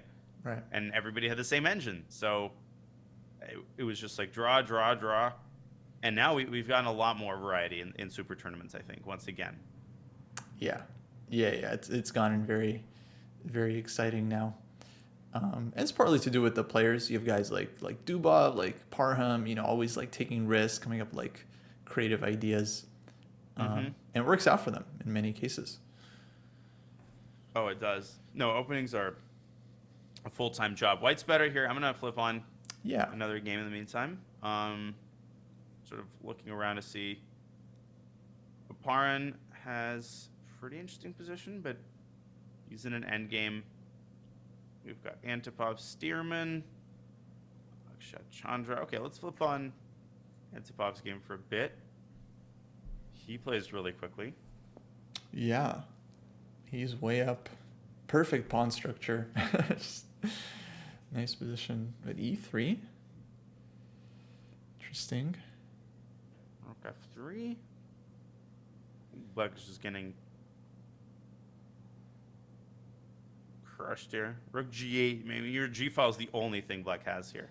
Yeah, exactly. I think that's right. So Rook G8, Bishop E4, but it seems like White should be able to just kind of neutralize things. And yeah, effectively, White's kind of like just having an extra rook here on the king side. This rook on D7 is just kind of out of the game. So. Yep. Should be pretty comfortable for Antipov. This is round 3 of 9, folks, by the way. So it's going to be, we're doing 5 rounds today, and there's going to be another 4 rounds tomorrow. I should note, guys, by the way, this is the Kasparov Chess Foundation University Cup, sponsored by the KCF, which does a lot of events worldwide, generally just trying to support the game and doing great things. The winning team actually wins a special training session with Kasparov himself, which is just an incredible value, as well as there's going to be trophies and plaques for some of the top teams here in the competition. And at some point, folks, Kasparov will be joining the commentary as well during one of the rounds. So definitely stay tuned for that. That's going to be super exciting for us to watch some of the games with Gary. Yeah, I'm excited for tomorrow, and just I am a sucker for these types of experiences. Just like analyzing Gary. I don't know. It's just like, it feels like it's just what matters, you know, in life. It's just like interacting with people like that. So it always gives me some inspiration. Absolutely. Yeah, I mean, like a lot of these top players, their love for chess is insane, and when you feel it from them, and then you understand like, oh, so this is how you became like such a strong player. You just love the game, you're just like obsessed with it. It's like always analyzing and into it, and that's how you get there. It's weird, as we see Antipov just has to solve some problems down the G file. Once he does, I think he's better. Yeah, that's really why it's like chess players are relatable to each other, because it's like this obsession with chess. But it's not like in a bad way where I think some people don't understand. Like, it's not like I will have to pause my activities in the evening because I haven't played my dose of chess, like to get up from the dinner table and go play bullet. But like once you get into it, you know, you could go on and on and on. At least in my case, like I could, when I do the like end game videos or anything, like I'll just like do stuff I don't really have to do because I'm so interested in the games and the ideas. So I don't think it's like a crazy addiction where you can't do anything else. You have to pause your other activities. It's not as extreme in most cases. Yeah.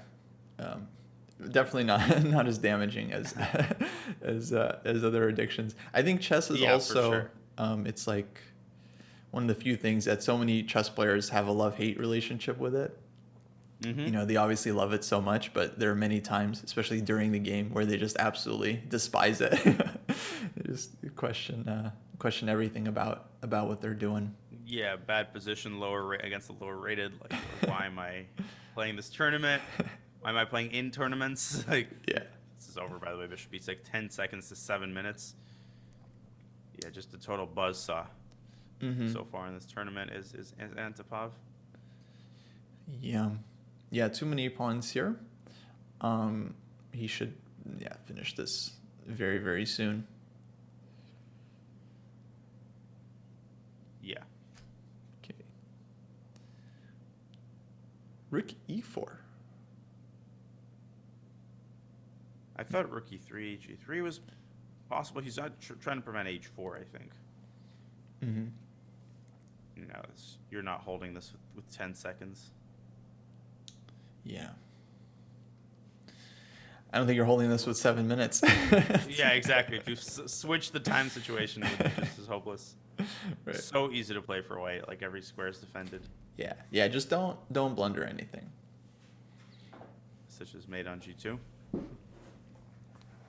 Rook f. I would play rook f8 here. Mm-hmm. Because even if black takes on g2, the pawn endgame is dead lost. Right. 6 also good. Yeah, this one's d5 queen c5. That's nice. Yeah. Okay, this one should be over. Yeah. Okay, let's see if we can find any closer games. Gazik. Okay, Gazik is winning. Tenyi is winning. I'm always looking for the. Okay, Oparin. Let's go to Oparin's game. Yeah. Because Gorilla. He's definitely not winning. That is for sure. But we keep talking about it. It's these like equal endgames where low-rated players just start to panic. Yeah. Okay, rook b8, rook takes d6, and there's a back rank mate. Wow, knight b6. Well calculated. Very. And then you can move your bishop away because the knight's defended.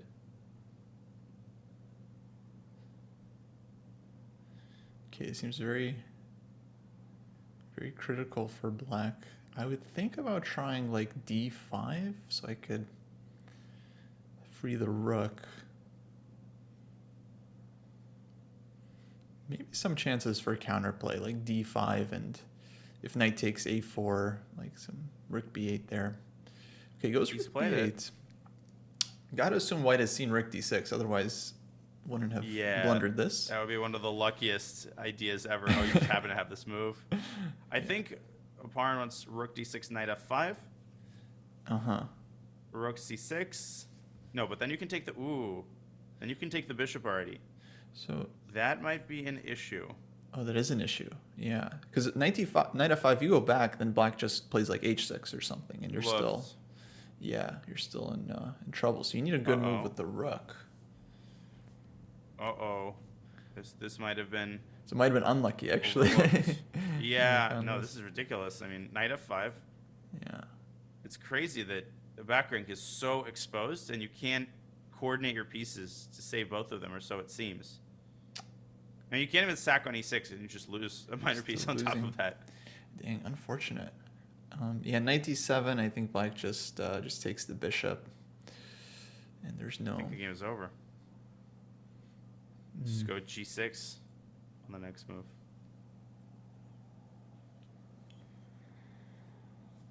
Yeah, that has to feel terrible. There you go. So everything's fine, equal. You're getting excited, and then all of your hopes are dashed.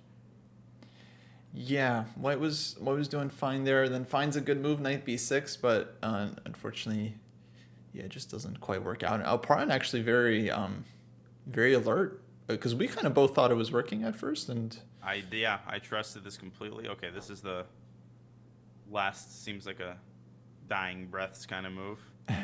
Yeah. White's kicking and screaming, but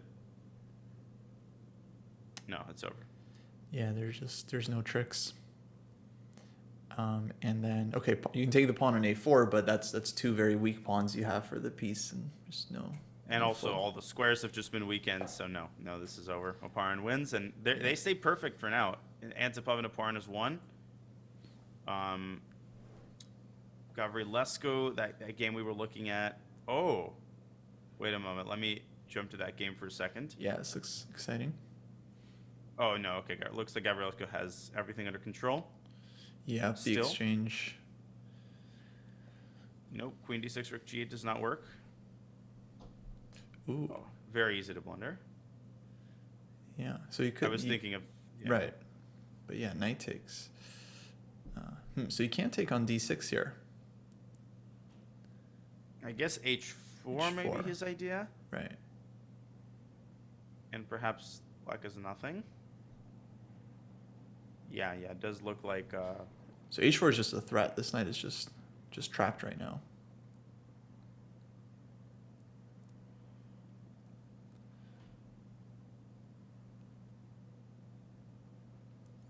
Yeah, so if queen d6, then we're thinking white goes h4, and knight just has no move. So queen f2 instead, stopping h4.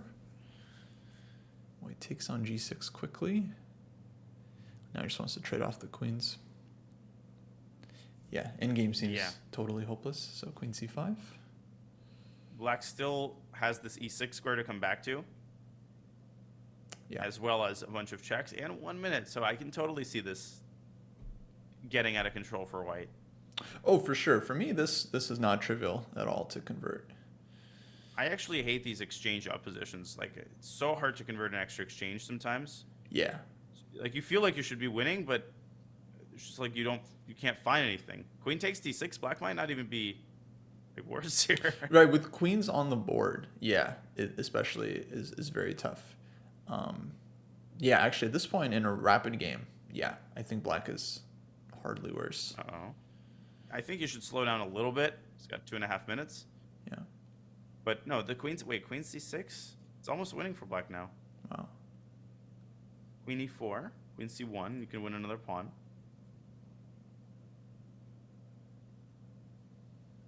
Playing very fast. Yeah. I mean, he's just bulleting this out. Right. I feel like I would have considered taking the bishop, but okay. What is he doing? I don't like this strategy by black. yeah. Like, he's not playing badly, but he's playing instantly. Right. It feels like he's there's gonna a lot of mess options. this up. Knight h3 maybe. Ooh.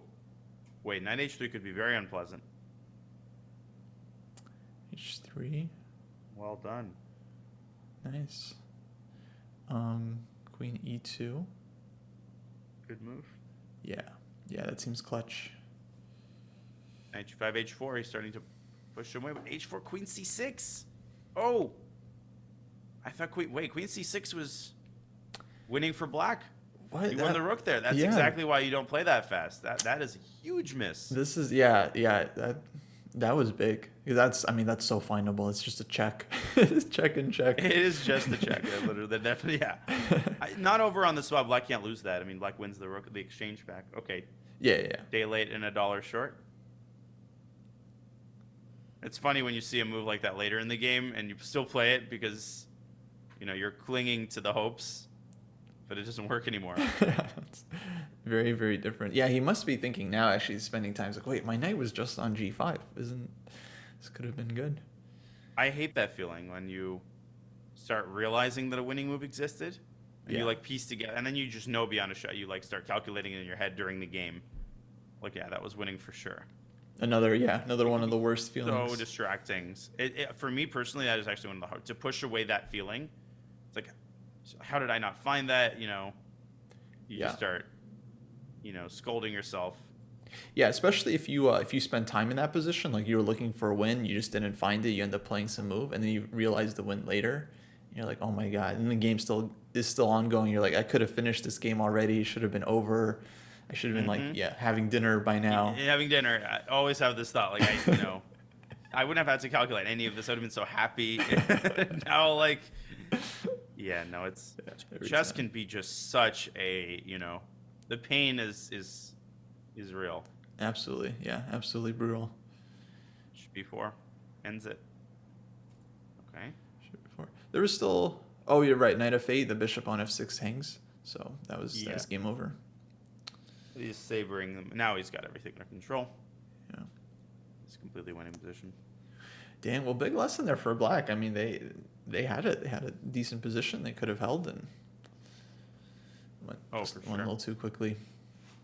Queen c6 would have been a different game. Well, this is pretty much decided, so let's see who else is playing. Okay. Well, we have... Okay, Kostya's going to win. Vishen is still playing. Aaron Grabinski. Okay, let's turn him to Vishen.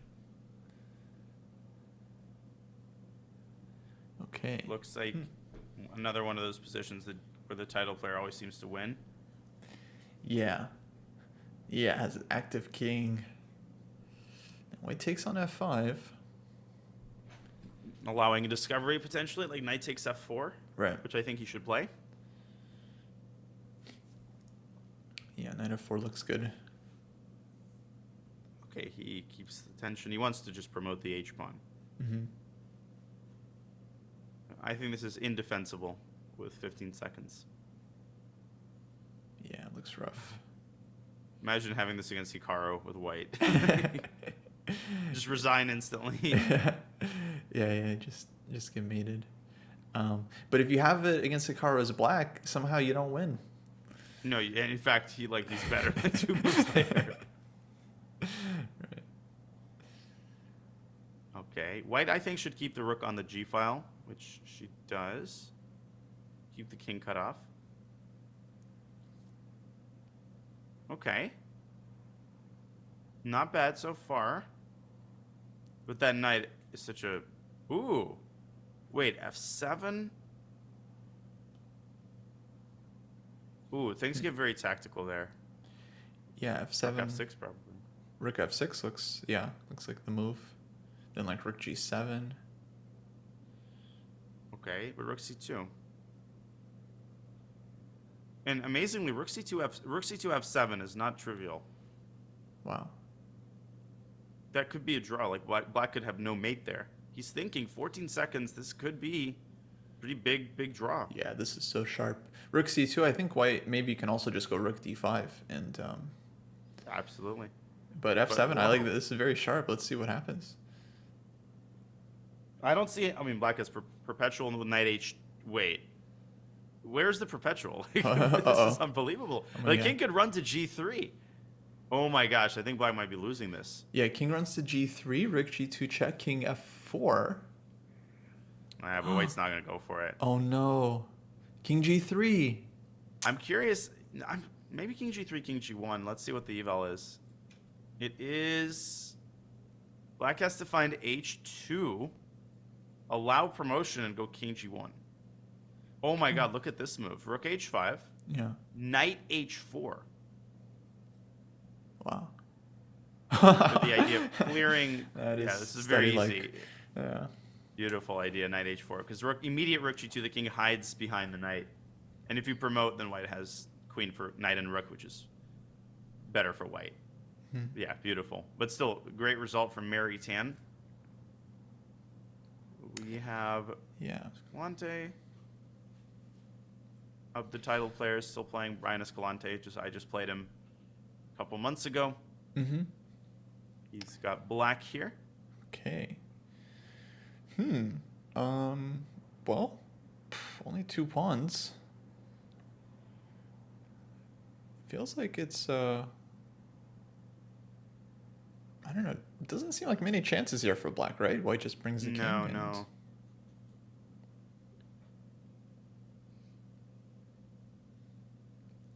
Yeah, he's going to need some heavy magic here, but pawns on one side of the board, it seems like the knight is just a much easier piece here to handle.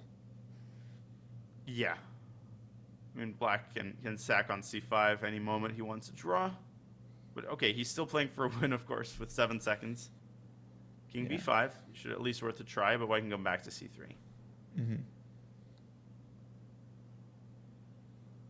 Or even knight b6. Yeah, it's almost impossible to lose this.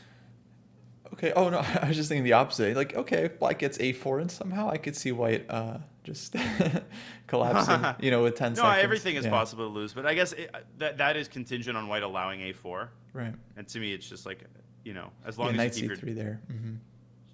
Okay, so this is all right. Cool. I mean, never say never. White should take on d5 here. Don't mess around with the pawns. Nice. Good technique by the FM. No upside there. Okay, this game is over, so we can keep going around the horn. See if any games are still remaining. We've got a rook endgame here. Ooh. Black has Pechova, women's IM. Yeah, it looks like upset brewing here. This should be winning for white. Rook A2 should be... oh, no, then C8 queen. Oh, there's... yeah. That was a dirty move right there. Yeah. Can you take that rook, or am I like... I think you is there something I'm not seeing? You can definitely take it. She's hoping for H7 pre-move. Okay, or this. Right. But... yeah, okay, H7. Actually, black is like... no, I think white's still winning there anyway. Oh my gosh. Like H7, takes wait, king rook F8. G7? But I can play rook H7. Oh, rook H7, right. I was thinking, yeah, rook C7. H8 queen check, yeah.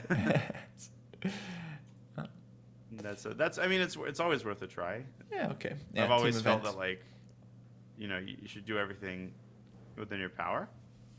But what Looks like happens the games... if it works, and you win your game? Don't you feel bad? Yeah, but you won. I do that. I won't do that in like a official rapid game, but definitely in like blitz chess. It's just you throw it in and Oh yeah, online it blitz. doesn't cost anything. Yeah, I feel like anything goes. Yeah, I was thinking. Imagine you had like a OTB game. Yeah, that would be a little bit would be crossing a line for sure. Yeah. Great. So the games, I'm looking here, but looks like all the games are finished. Okay, so round 3. So only 3 teams with a perfect score, or several teams with 3 match points, but only 3 teams have won literally all their games. Yep. And that includes UTRGV, St. Louis University, and VIT University. Which actually, let me check out VIT. Who's on this team?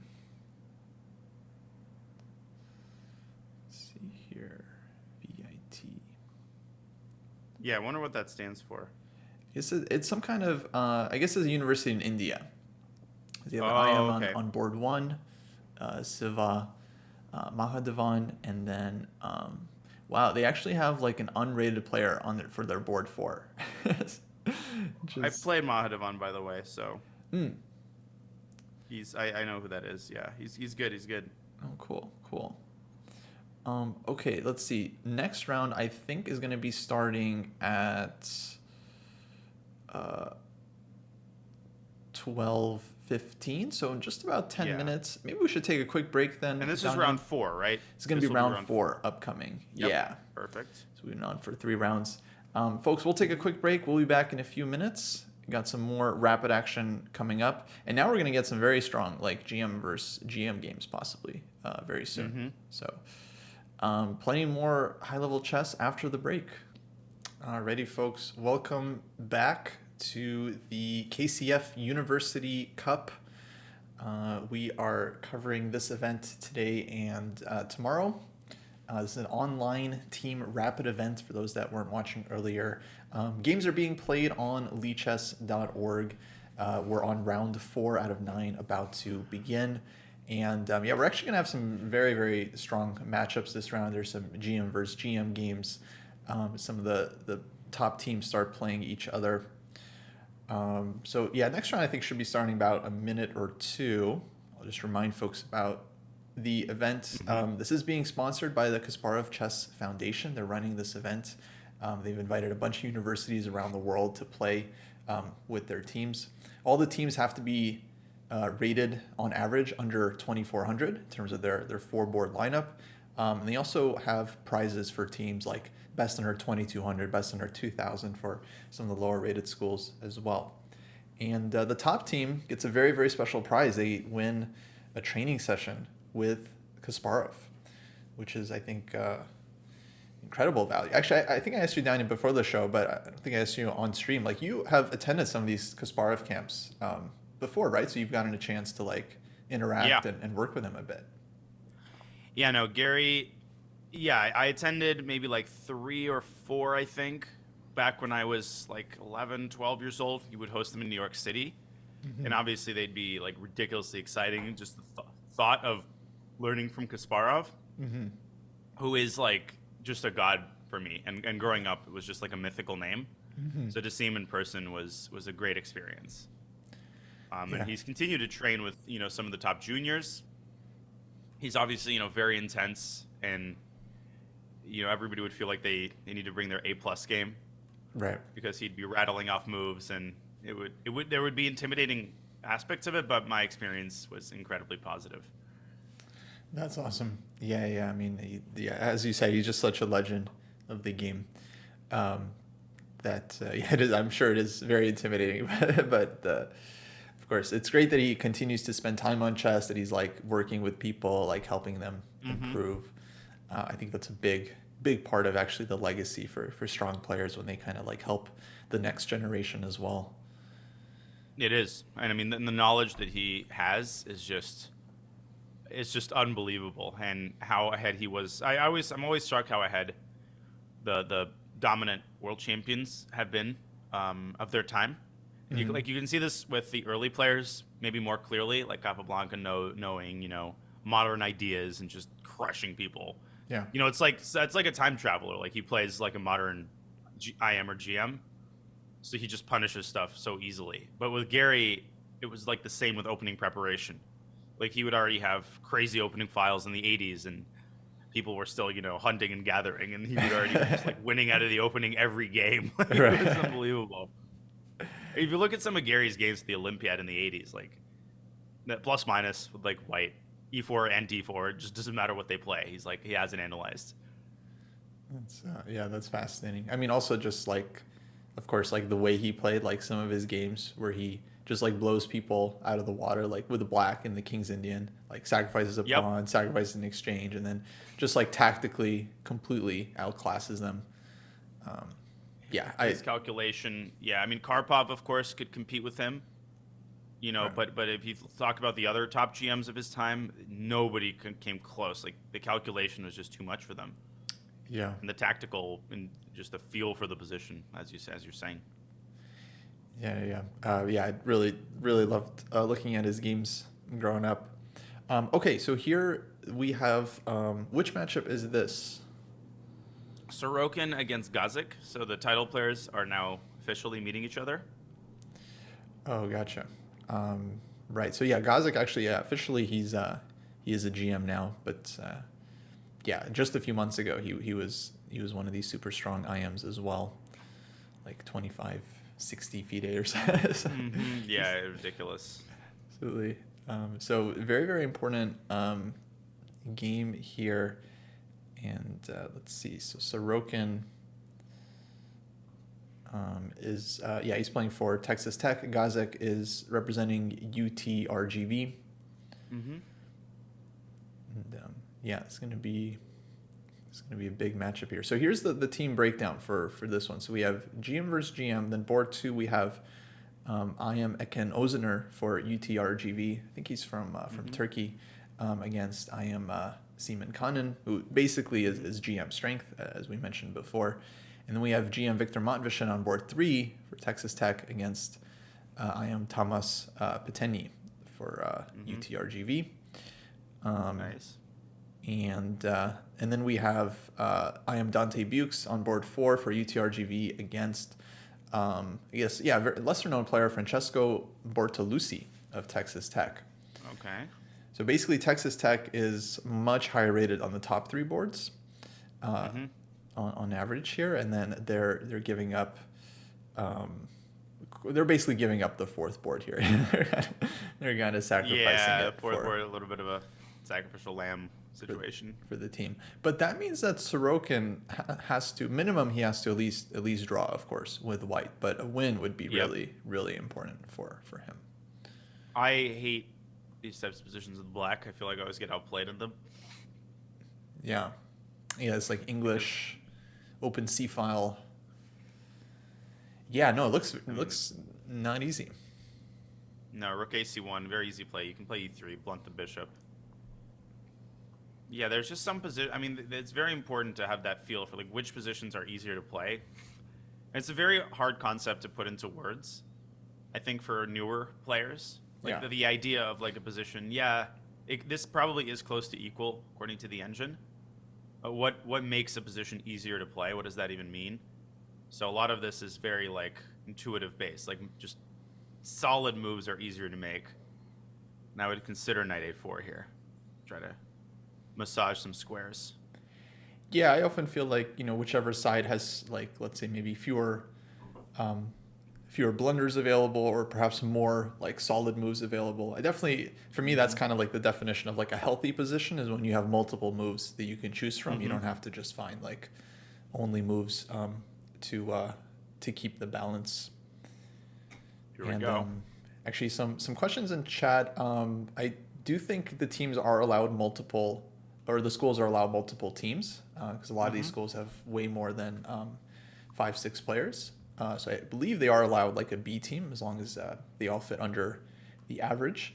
And do all the title players get scholarships? So for the U.S. schools, I would imagine for the vast majority, they do. They're getting either full tuition, possibly full tuition, and room and board as well. Probably depends based on their level, but I would imagine for like a GM, they're basically getting everything covered, and maybe even a small stipend as well for living expenses. And that's awesome. No, it gives them such a good opportunity to just fulfill their dreams. Well, White's fulfilled his dream on the board here. I think this is unfolding exactly the way like one would expect. Right. Yeah, it looks very nice. Yeah, 93. And I guess, if Black wants to play F5, now would be the time to do it. And, maybe you have to. I mean, Kasparov would play F5. Yeah, it seems like he would, for sure. Nice. There we go. All right. Bravo. Somebody else thought the same way. Good call. Queen E2, probably. The problem is now there's a C4 square, and White could try to occupy with his knight. So, okay, obviously knight F6, I think you should play, and then maybe you should try to play E4. Still, just nasty. It starts to resemble a King's Indian, where Black has given up the E4 square and tries to kind of play around it. But the issue is, like, you have this E-pawn that's also isolated.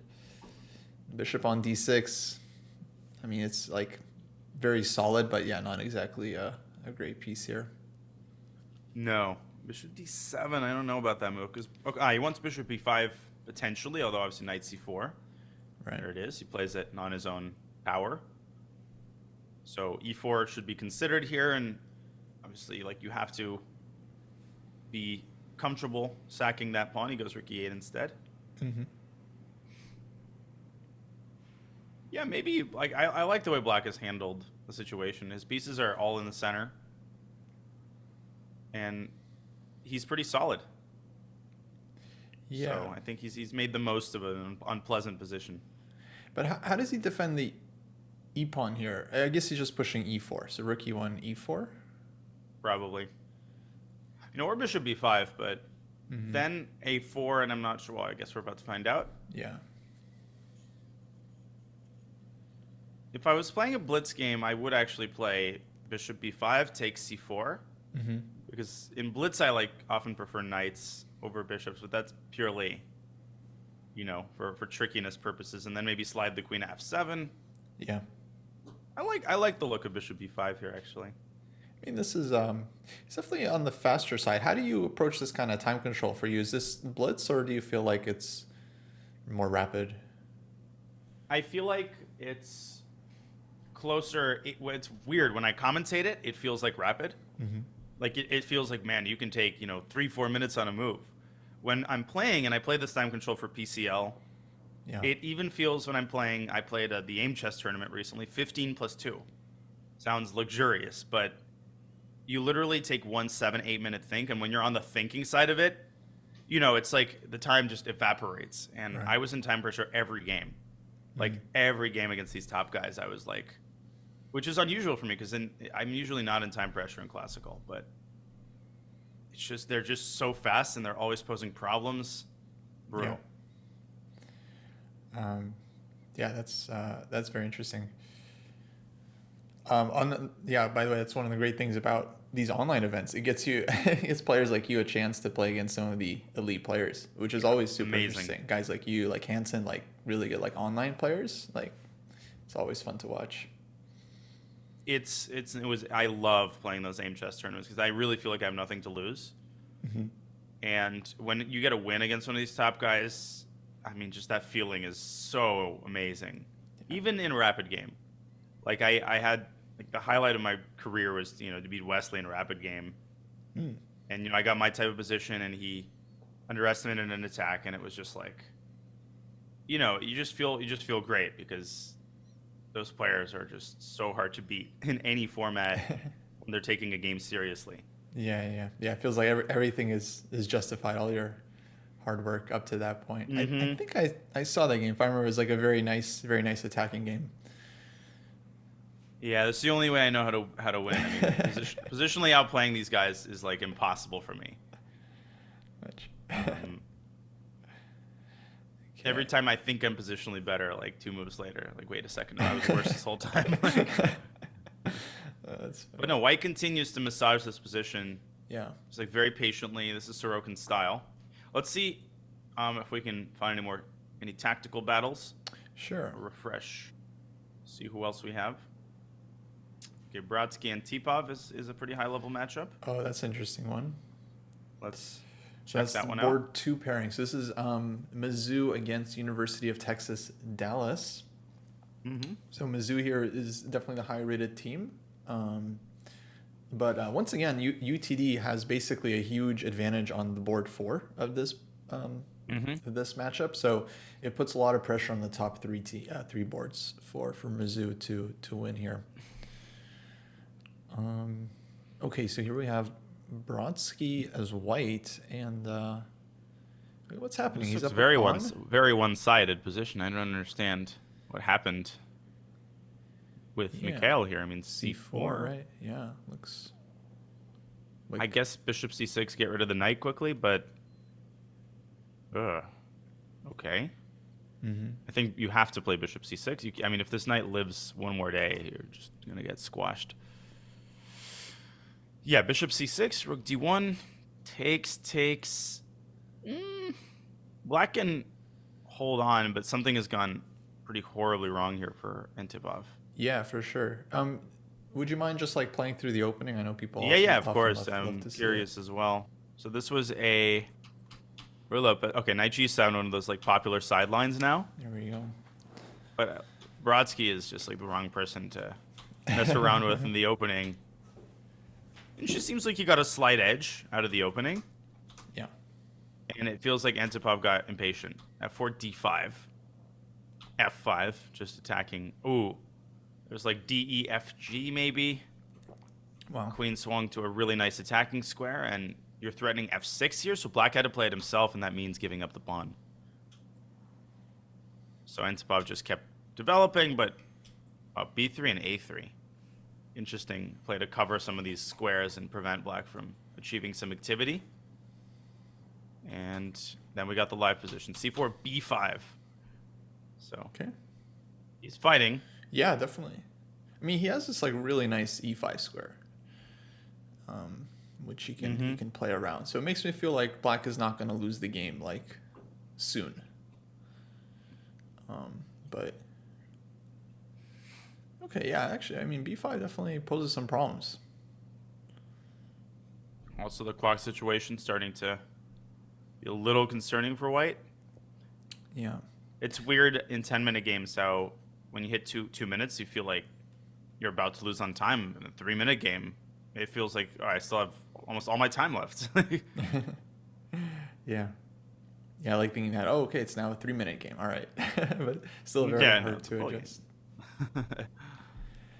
There's a question if schools like MIT and Caltech have chess teams. So they do. I think what often happens is these like high-end schools, they just naturally attract very smart people, some of whom happen to also be accomplished chess players. And then I think they just unintentionally end up with very, very strong teams. Like currently, I think actually Stanford's team is pretty good. They got like Carissa Yip, and they had Emily Nguyen, I think. Yeah, I think they had like a few other players as well, but yeah, no, our friend Steve Zurich, he went to MIT, so yeah, occasionally these teams they just get like really strong players. When I was at Stanford, we had me Negi, Parimarja Negi, GM from India, very strong. Mm-hmm. He's at MIT now, actually doing his PhD. And then we had an IM in the grad school. But the problem is, it's just like nobody has time in these. Like everybody's working on something, and it's just so hard to bring everybody together. We were gonna play the Pan Ams 1 year, and then Pari had some issues, family issues, so he had to cancel. And I was like, I want to have a chance to win. I don't just want to come and play. I'm spoiled, I guess, in that way. So we ended up not playing. But people just kind of assume there's like a thriving chess scene, but it's not necessarily the case. Like there was no chess club, there was no building on campus where like the chess players met. Unfortunately, but just people are busy in the Silicon Valley. It's just everybody's tied up with something. Yeah, you know how it is. No, for sure. Also, I think it depends on the school. Like St. Louis University, like they do have a chess building. It's straight up called like the Chess I've been there. Commons, which is super cool. They've got like a very nice space and like training area. So yeah, obviously I think the school has to make an investment as well to kind of give the players. Definitely. I feel like if I had that, I would be there 24. Like I would study there. I would do my homework there. What was was that your experience? Did Lindenwood have a chess space? We did, but it wasn't like our own dedicated space. It was more just we would meet there like twice a week for training. It was fun. The way it worked, actually, we had a deal with the St. Louis Chess Club that we would just get lessons from whoever the resident GM happened to be. So we got to work with Ronan Harzvi was around for a while. Yasser was around. My old coach, Vara Kobian, spent a lot of time with us as well. So that was cool. That was a lot of fun, just like attending the weekly trainings. I always, preferred group training. I always found it super fun. No, group training is fantastic. Yeah. Love to train with like other dedicated players. It just makes it so much more fun. Yeah. Yeah, I remember breaks the tedium. Absolutely. Like coming away from like the US Chess School, like I attended a few times. I'm sure you did as well, and I always just felt so motivated because I was never the strongest in the class, and I was definitely like one of the older weaker kids. So I'm like, oh man, I gotta catch up. I mean, even I loved the US Chess School, and I attended it when it was in Lexington, Kentucky. Gregory Kaydanov was also my personal coach. And I can't describe how excited, like, it's hard to compare. I don't know what to compare that to. It's like that feeling of, like just euphoria for a week. Like this is what the kids look forward to. Like it sounds like, oh, it's work, but no.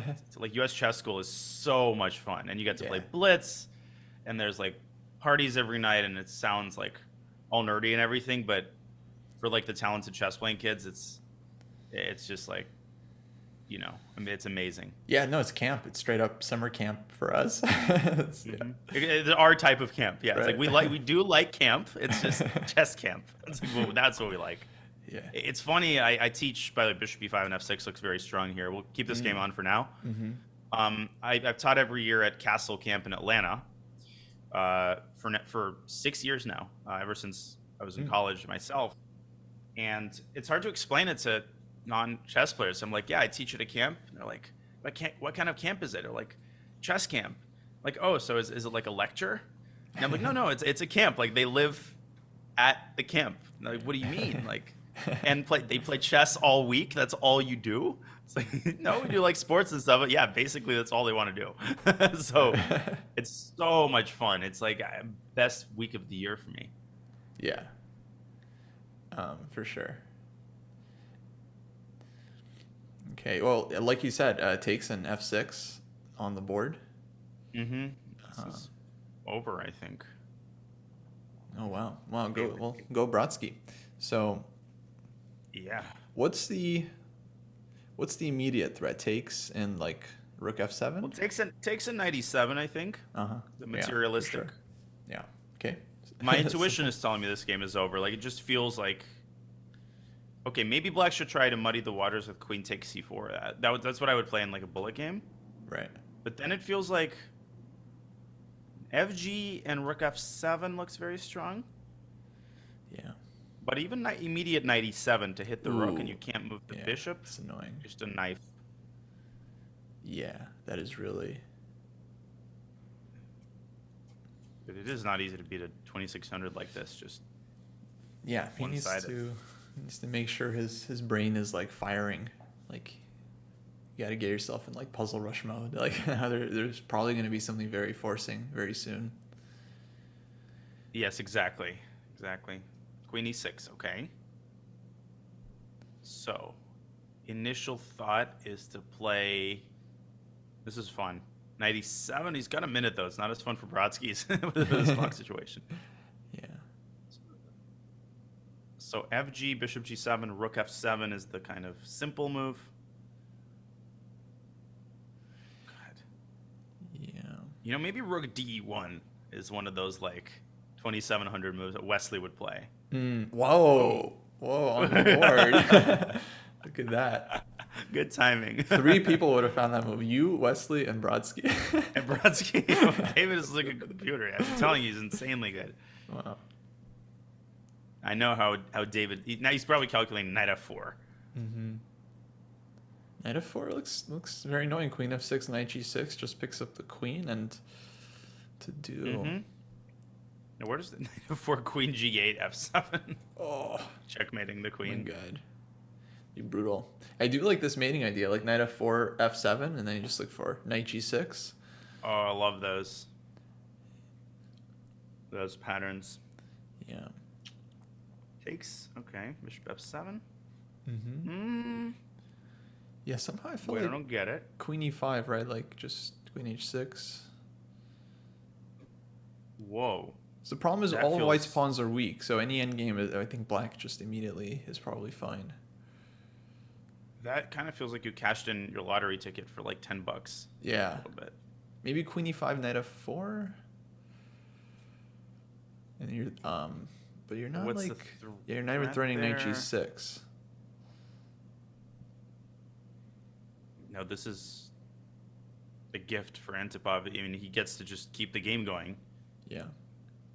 No, FG is just a very panicky move, I think. Even a move that keeps the tension here, like queen g5, has got to be good, because you're preventing rook c4, because you're aiming at the rook on d8. So let's see how Antipov tries to come back from this. Really quickly, I'm just going to check up on... Okay, this other game's going, so we're going to come back to it. Sure. I think this game will end first, and we're going to get a time scramble.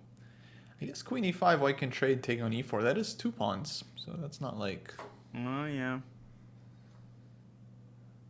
Okay. Same logic, takes in rook e4. Yeah. Yeah, he's been... Endgame feels like a big achievement here for black, though. Right. Oh. I mean... 7. Huh. That's working, right? And then he wins everything back? Knight g6 takes, rook h4. Rook c5, though. Knight e7, rook c5. Uh-huh. Okay. I think. But then maybe Yeah. rook h4 to start. Mm-hmm. Could backfire if you're not careful. Okay, he's very cautious here. Yeah. David is very cautious. I think bishop c6 would make sense. Yeah. Bishop. I wonder what the idea was. I mean, I thought he wants to go to f3, but he could have like just moved his knight as well and just put the bishop on d5. That might have been... That would have been a great regrouping. Okay, Now, rook d1, bishop a4. In time pressure, it's very easy to blunder one of those like random tactics, like rook takes d5. I'm Yeah. getting a little worried. Yeah, bishop a4, I think you should play very quickly here. And I think he will. All GMs think alike. No, bishop f8? All right. Guess not. Great move, by the way. Yeah, very, very annoying. Okay, rook slides back. Now bishop a4? Uh-oh.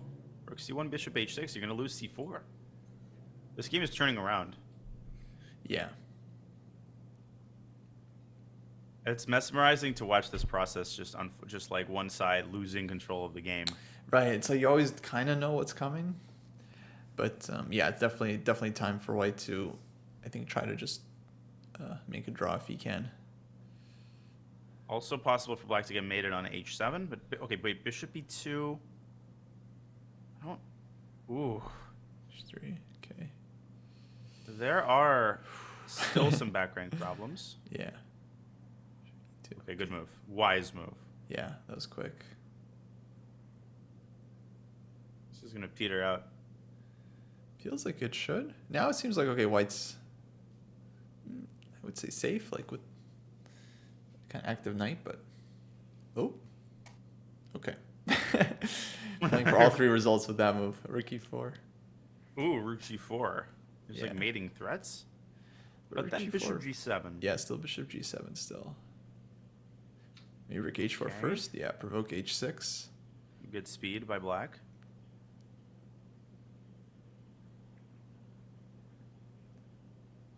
One second for David. Okay, rook g4.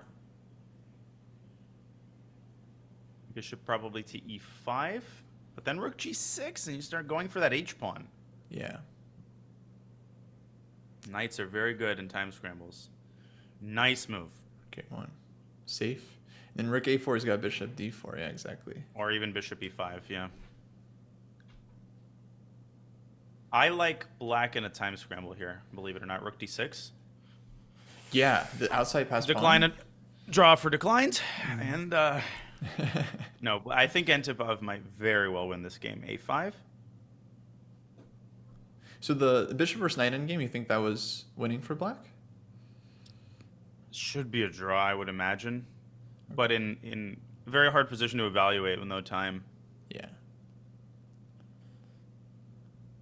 Yeah, rook. Now you want to find a way to get this pawn to a4, which is not easy to do because it's a light square and you have a dark squared bishop. Yeah. Huh. I thought bishop d4 would be the move there.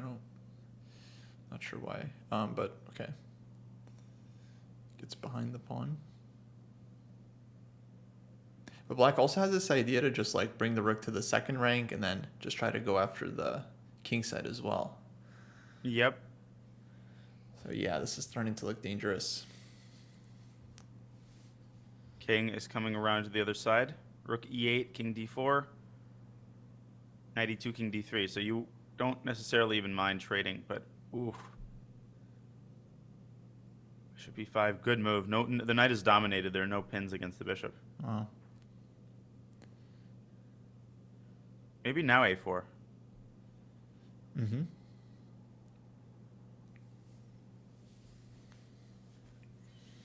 Ooh, 5 Rook seconds. a8. Now maybe a check on the second rank and rook a2. Yeah. Keep pushing the pawn. And then king comes into f3. I think it's just like very close now. Yeah. Bummer for Brodsky. I mean, he's completely winning. Just needs, but there's no like clean win, was there? It's not that we Yeah, saw. this happens so often. Nothing immediate, but still trying. Rook e8's a great move, by the way. I was going to say it's the only source of counterplay right now. And okay, if king f5, you can give a check on f8 and force the king back. But not easy for Antipov to get rid of this pin. It still might be a draw. Yeah, actually, yeah. It's a very clutch King move. D4, knight e2, king d5, maybe. 2 seconds for Antipov. Okay, rook c2. So he just wants to defend. Oh, but knight g6, rook c5, you can take it and go rook a8. And the king moves away with check. Yeah, can't do the king and pawn endgame for white because black's king would just scoop up the king side at the end. But rook endgame feels like it's very, very drawish here. Yeah. Okay, now David should rook f8 check seems pretty clinical here. Okay, this is fizzling out now. A pretty fair result, I think. Yeah, definitely good save here by David. Assuming he holds it. Let me see. Okay, so we have some results. This is the last game. So, everything rides on this game because David's team is losing. Is it tied? 2-1. So he missed a chance there to tie the match. Yeah, basically. With a win in this game. And now Rook B3 check dashes his hopes permanently. Yeah, but I wonder, like, I think, I mean, definitely felt like Antipov has been playing for a win for some time. I wonder if he knows, like, he just needs a draw to secure the result.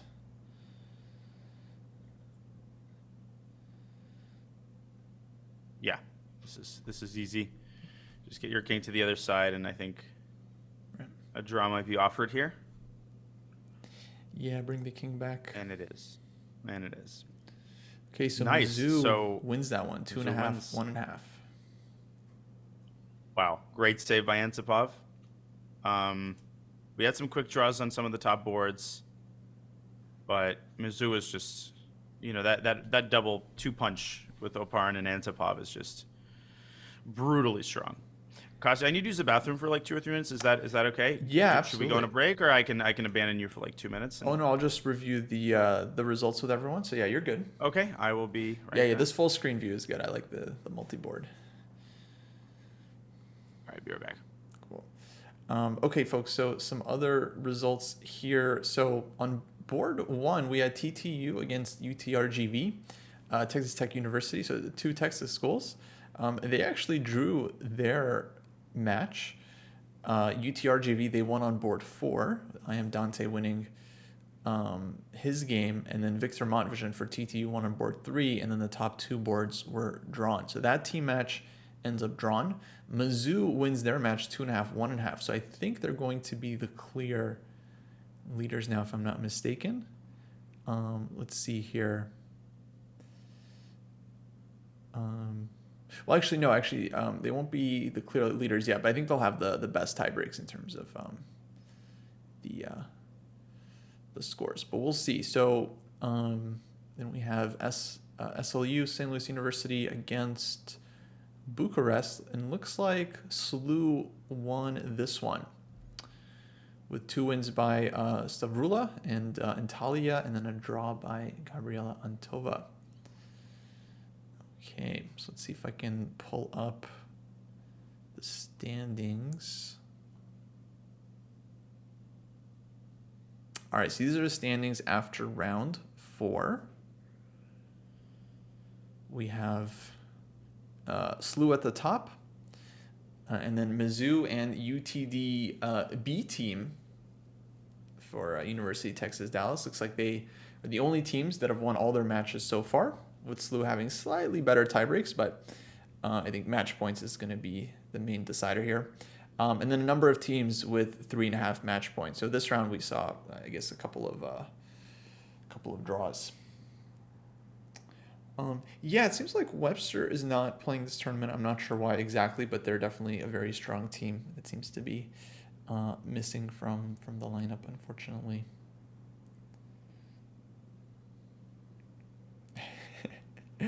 Yeah, this is the KCF University Cup, sponsored by the Kasparov Chess Foundation. We just finished with round 4, and round 5, I think, is going to be starting in about 10 minutes or so. So maybe we'll check out some of the games from this round. There's so many games every round, we won't be able to look at everything, of course. But if there are any, if there are any like players or games you guys are interested in, let me know. We might be able to take a look at their games. There's the info command for anyone that wants to see the full rosters, pairings, standings, games, and so on.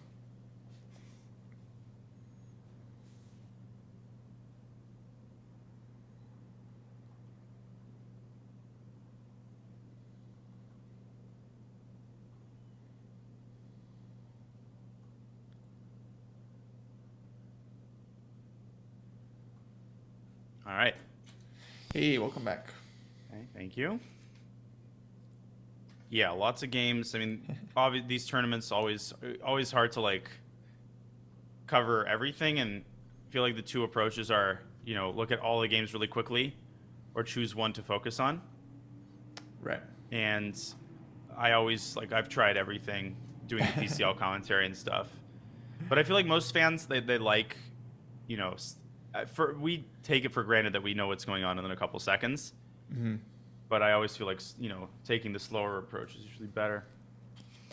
Yeah, for sure. I think, and yeah, just wanting to see like the conclusion of the game. Maybe we could see what happened in some of these other games. I saw, I think, Oparin won, and I believe Josiah won as well. Mm-hmm. Let's have a look. Oparin beat Petty. Mm-hmm. Who's a strong GM. Of course, a Catalan. So some GM on Grisha GM special. violence here. Yeah. This is one of the main lines. Okay, Queen A4. One of those like tiny edge positions. Yeah. With the bishop on G2 superior to its counterpart. Okay, so no discovery is the point, no effective discovery. So he trades. Queen swings away. And already very unpleasant, like, pieces coming out. But he gives up this pawn. Yeah, I think there's an idea here. Like Black just played H6. I think if Black goes like Queen B6 or something, sometimes White has like Bishop H6 ideas, which can be annoying. Oh, this is nice. This is a very nice idea. Yeah. It's very unpleasant. Takes, and G7 is surprisingly weak. And here, of course, you can just take. Yeah, exactly. So he gives up the pawn. Oparin, ooh, fancy move. Mm-hmm. Bishop takes F2 would have been. Ooh, Queen C7 threatening Bishop F2 now. Okay. So Oparin kind of has to contort himself. Yeah. Ooh, no, Black seems to be totally fine here. Yeah, I imagine this is some kind of theoretical sacrifice where Black ends up with enough. Wait, how did Oparin win this? Like, the more I look at this game, it just feels like Black is completely in charge. Okay, so he trades. I mean, Oparin is still solid here with White. The queens get off the board. Oh, maybe they drew. Maybe I got the result wrong. No, you were right. White won. Oh, White did win. Oh, in fact, okay. White won only 10 moves from this position. Wow. Huh. Oh, he let the rook get to C7. This is like where things clearly start to go wrong. I see. Wow, Black just kind of like withered away and died. Oh. White just got all his pieces to good squares. Wow. Now you have to keep yourself chained to that pawn. Oh, yeah, this is brutal. Black resigned. Just go in and win the pawn. Wow. What a final position. Bishop D1 is like a pitiful attempt to, keep White back, but you're not even attacking anything. Yeah. Yeah, that's the thing. It's sometimes interesting when, like, okay, White has all the pawns on light squares and it looks like, oh, it's a bad bishop, but actually it's very restrictive for Black's bishop and just can't do anything. Yeah. Oh, wow, nice. Good game by Oparin. Let's go back to the drawing board. Matvishyn beat Petenyi, so no big upsets here. Stavrula beat Kostya Mihnachi. So, Ojibwa London, which I'm very partial to. Nice. But White misplays this early. Bishop D3 is a bad move because you actually just have to go back to E2. I see. And Black is very, very good shape here. Right.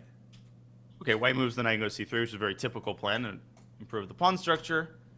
Yeah. Stavrula trades the bishops. Also not sure why White allowed this.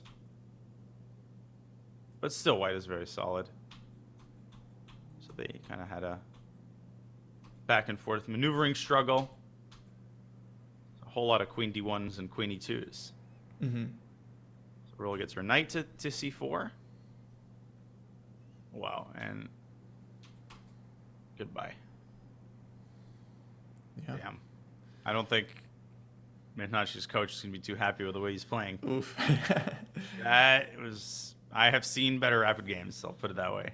Yeah. But good play by Stavrula, obviously. She did everything textbook fashion, get the knight to C4. Yeah, that's a Always big a good win. feeling. Because SLU, they won their match thanks to her, and I think Talia as well won her game. Mm-hmm. So they're one of three teams now still with a perfect score. Actually, let me see if we have pairings yet for next round. Mm-hmm. And this will be the final round of the day. Yeah. Setting us up for a big day tomorrow.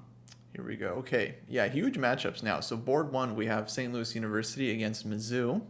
Big rivals, Aksha Chandra against Oparin, Antipov against Stavrula, Antova against Josiah Stearman, and Margaret Hua against Talia. Wow. So, yeah. All-star matchups. Yeah. It's going to be a big one. So, yeah, here once again, Mizzou is like the higher rated team, but they are pretty much giving up the 4th board in most cases. And, yeah, just going to try to score 2.5 on their top 3 boards. Then we have UTD against Texas Tech University. So we have Missouri versus Missouri for the first team matchup, and then we have Texas versus Texas on the on the board 2, and then another Texas versus Texas team on board 3. UTRGV taking on University Texas Dallas C team. C team actually Nice. very, very strong. Okay, so yeah, we'll have games shortly here, folks. Sorry. Yeah. The games, they should appear momentarily. Very punctual tournament. Game started on time, which is always great. Yeah, so far the tech side has been, I think, handled very well. University of Mizzou, because of the rules of the event, they do need to have their average lineup to be under 2,400. So they have very strong top 3 boards, and then their 4th board. Okay, I'm sure is a decent player, but yeah, compared to 2,300 is several hundred points underrated. So a tough time. But I think it's fun to be in that spot, because basically any point you score, any half point is a huge achievement. So it's oh yeah, you're like the absolutely hero nothing to instantly lose. for your team. If you get half a point out of 6, it's already you can hang your hat on that game. Yeah, exactly. For sure. So, the games should appear any moment. But yeah, we can see that a lot of players on 4 out of 4, a lot. Oh, a lot of individual players.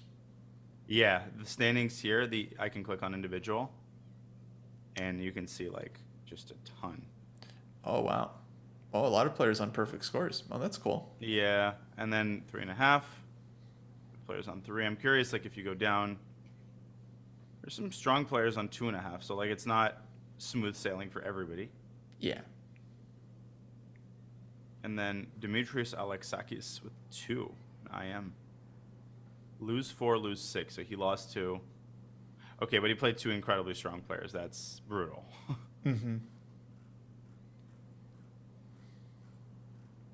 All right.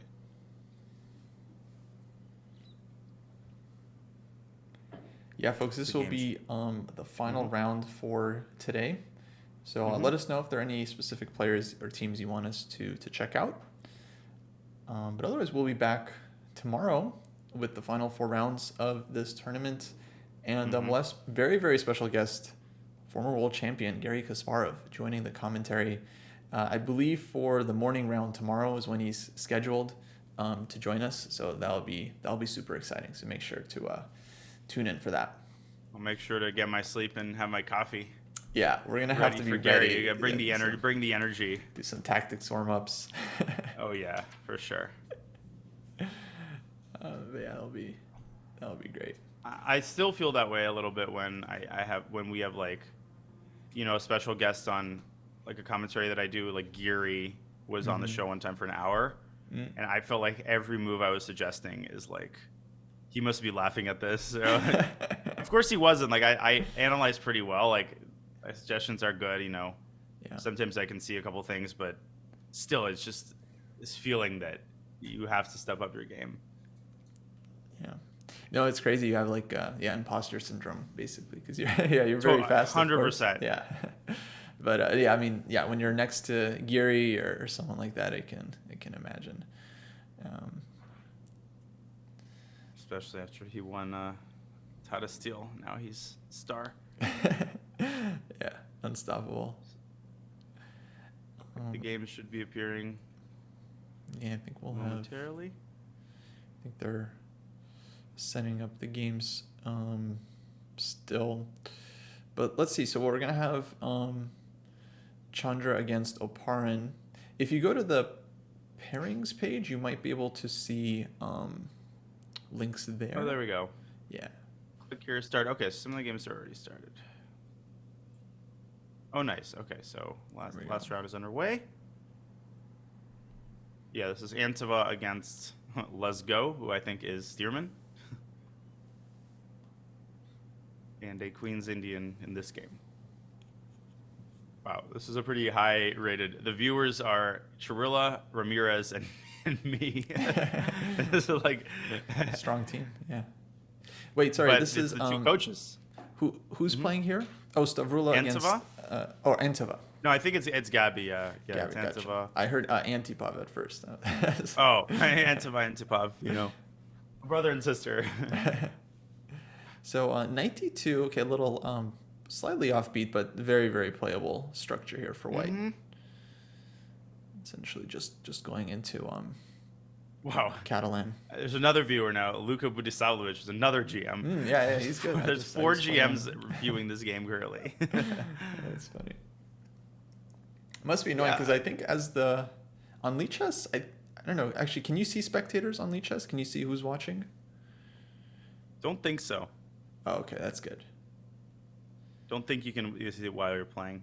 Although no, you might be able to actually. Yeah, Seth is saying yes in the chat.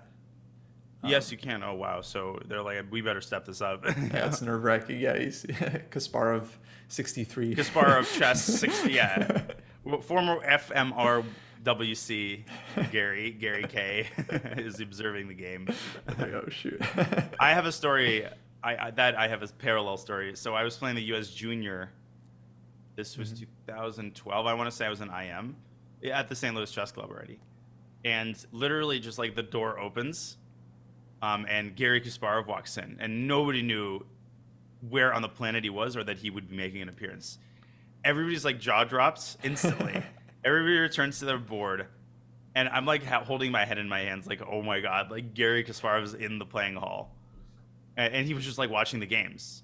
I'm like, is this a dream? Like, what are the odds that like at some random tournament, Gary Kasparov just walks in? So it was cool. Wow. Yeah, that's so funny. Everyone rushed back to their boards to like yep. make a good impression. Put their head over their hands, like, I'm thinking. You don't want to be caught, walking around by Gary Kasparov. Yeah. Oh my god. And then if you don't win that game, oof. Yeah. Yeah, I was proud because I managed to win. And now Oparin has joined, so 5 GMs on this game. Oh, does that mean those are the only viewers? Interesting. Is he watching? Is he still playing his game? Interesting. If maybe he he's probably taking a is. look. Let's better have a good position. Yeah. This is Oparin against Chandra, who is a Italian player.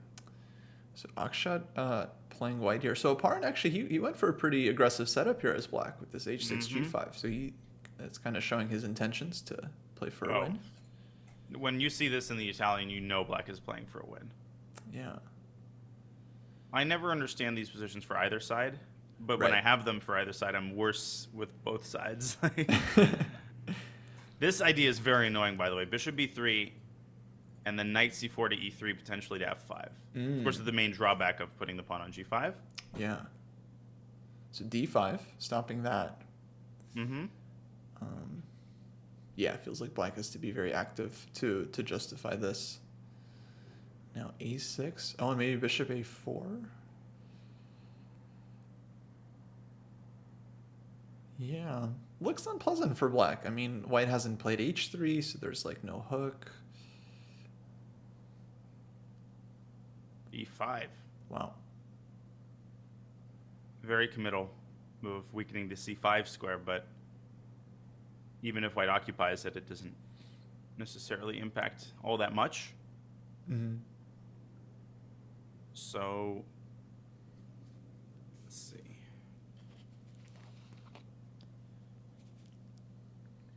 Yeah, it's like complicated position to figure out. Maybe just like rookie. I see Italian players keep the tension. Yeah. With a move like rook e1. Right. Rook e1, queen e2 seems very standard. You know, you can still bring the knight around to f1, of course, just the classic way of getting to f5. Yeah, and if black goes g4, white has the h4 square always for the knight. There's some tactics against the knight, but they never seem to work. Yeah. And white often sacrifices the pawn that way, actually. Right. Okay. Yeah, I mean, I'm not much of an e4 player, but I do kind of like Akshat's position here. I feel like he's got some potential. Yeah, did you start, like when you started your chess career, were you an e4 player at any point, or was it basically always d4?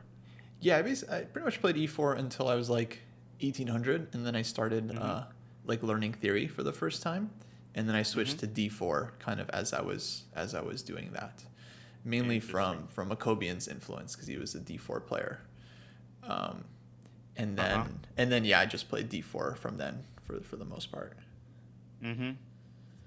Yeah, I kind of had the opposite trajectory. Like I was at e4 exclusively until maybe like 2200, and then I had a phase where I played exclusively the King's Indian attack. Like I was taught King's Indian attack, and I literally just started playing it every game. And it was back like when you can kind of get away with it. Like people were prepping, but not seriously. Like I was getting good positions every game. But then there came a point when sometimes there's an opening that lands perfectly at a certain level, but then you make one step above and everybody knows how to equalize. You kind of know what I mean. Yeah, for sure. So it fell off, and then I added a little bit of d4, but I've just never been comfortable with d4 positions on the white side somehow. I guess to each their own. Yeah. But nowadays I really enjoy playing e4 when I convince myself to do it. So you get to see this, like, for me, it's like a totally fresh structure. I'm like, oh, wow, this is fascinating. Yeah, it's cool. I feel like King's Indian attack, I think, yeah, it's pretty close to like a lot of e4 positions end up kind of looking like that anyway. That's exactly, yeah, because you do play e4. You rarely play d4 in them. Yeah, I like e4. In Blitz, I have basically transitioned to e4 permanently, and my results have improved because it's just the way to get to guarantee sharp positions. I think the best is to play e4. Yeah, that makes sense. But you can also lose quickly. You misplay e4. Yeah. Should be 3. It's hard to evaluate this position. It feels good for white, like positionally, but he is down a pawn right now. Right, and e5 is always kind of hanging. So it's bishop f7. No, it doesn't work. I was thinking bishop f7, king f7, queen b3, but wait, actually, it's not the dumbest idea. Bishop f7, king f7, queen b3, and then queen e6 picks up the bishop on a6. Ooh. I actually think that was pretty good for white. Yeah, that was really interesting, actually. Yeah. As in, like, close to winning, maybe, but queen a1 also looks good. Yeah. Wow. No, that was a very nice find.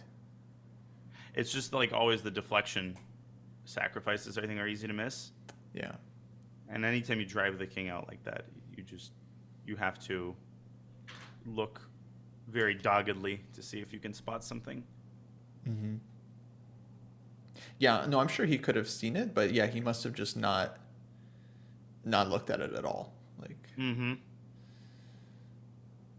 queen c8. Yeah. e6 and queen a2 is interesting. Yeah, it feels like Oparin is very loose here.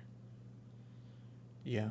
Yeah, white has, like, I mean, they've traded off a lot of stuff, but white has enough pieces that if things open up, black could just get huge trouble. e6 feels very, very tempting. Black does have, like, b4 as well, but it's not that fast. Like, e6 threatens to just take on f7. So, and then fe queen a2 just threatens the queen. So you have to be... Rook e8. Yeah. But it's one of those, like, Brodsky Antipov situations where you start getting frustrated if you don't find the direct win. Mm-hmm. And then often you get low on time and lose control of the game. Super common narrative. Yeah. Yeah. Though I guess if I was white, I would be thinking like rook a1 exactly, just playing for like almost like positional compensation. Mm-hmm. Mm-hmm. Yeah, it looks good, but he's spending time. This is Akshat. I think he's a big time trouble addict. He's at, I remember, watching him in classical. He's just going all the way down. So, okay, do you want to maybe jump to another game? Yeah, sure. Okay, this one's still like a very complicated middle game. Let's go back to the drawing board. And I can actually click by pairing so we can see maybe the second match. We have Ivan Shitko against Sorokin. Ooh, spicy position here. Yeah, okay. This looks like Sorokin's game from like last round. Yeah. Yeah, except he's on the black side now. Right. No, it feels like black is in serious trouble. But f3 is hanging, so maybe it's... Yeah, but takes. Uh-huh. Takes, DC-BC, there's like knight d4. Just, I think, crushing move. Ooh, knight d4. That's a knife. That's Even nice. knight f4 is interesting. Trap the rook, but... Yeah. This feels like if black can't get this threat against the knight to work, it's like if black has to move this knight, then knight e5, and you're collapsing. Mm-hmm. Okay, it feels very, very critical. Maybe black on DC in that line maybe moves the knight like knight c5. Mm-hmm. So. And maybe then I could play it like queen takes d8. Yeah, but the knight can come out to d3, so still. But cb at some point I could throw in that position. Yeah. Feels like it has to be good for white. Mm-hmm. So yeah, he's going down. He's waiting on time. I mean, he's going. Way down on time. No, he senses the danger here. d5, very strong move. Might have just not realized that white can leave the knight hanging. Yeah. There's a question, why does Texas have so much chess? I'm actually not 100% sure about the answer. Maybe someone else knows. I feel like for some of these schools, once one of them gets the chess team, then the others want to compete. 'Cause I kind of feel like that's what happened here in Missouri, because there was like Webster, I think was maybe the first, and then SLU got a huge team. Mizzou got a very strong team. Lindenwood also got a team at some point.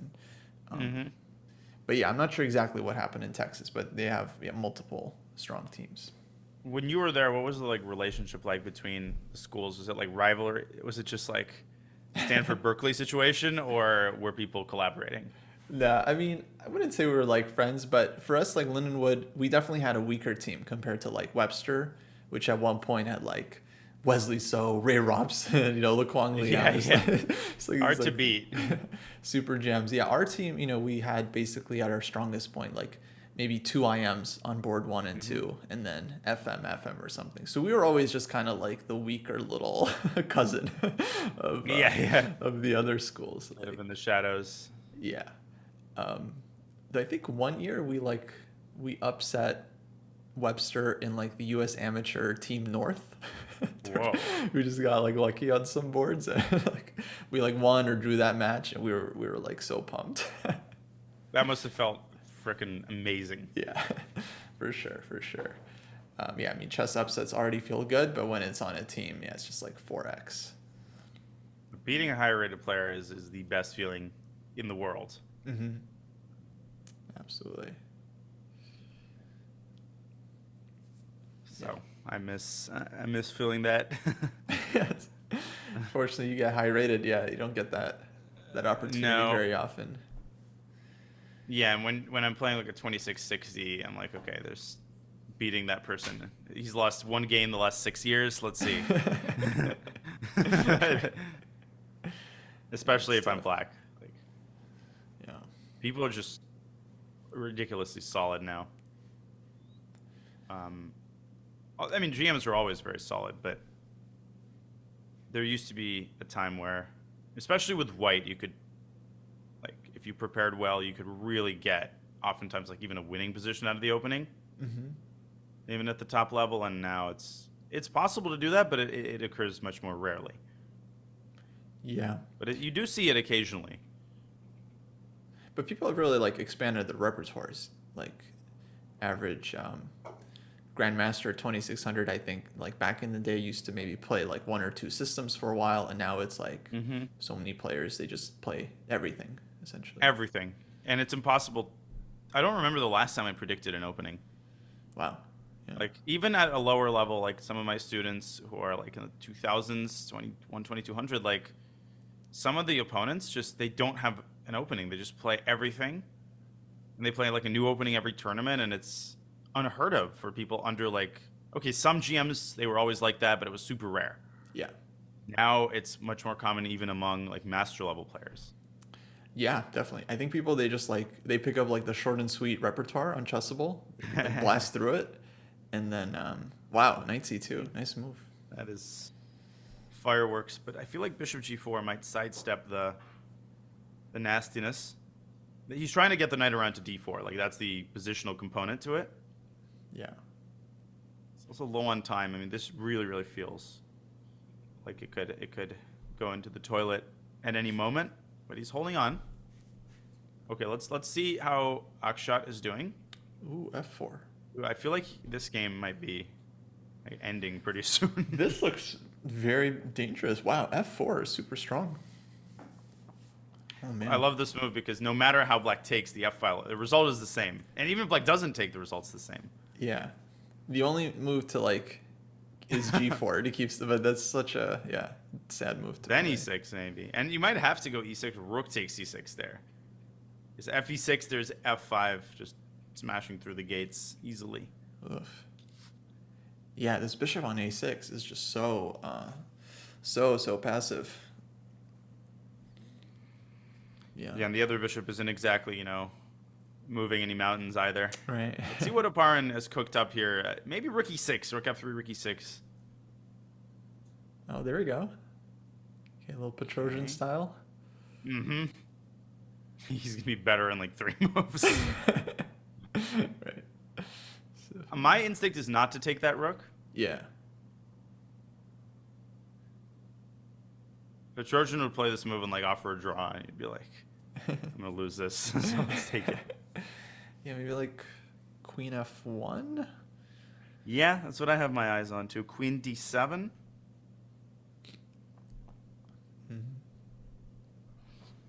Yeah.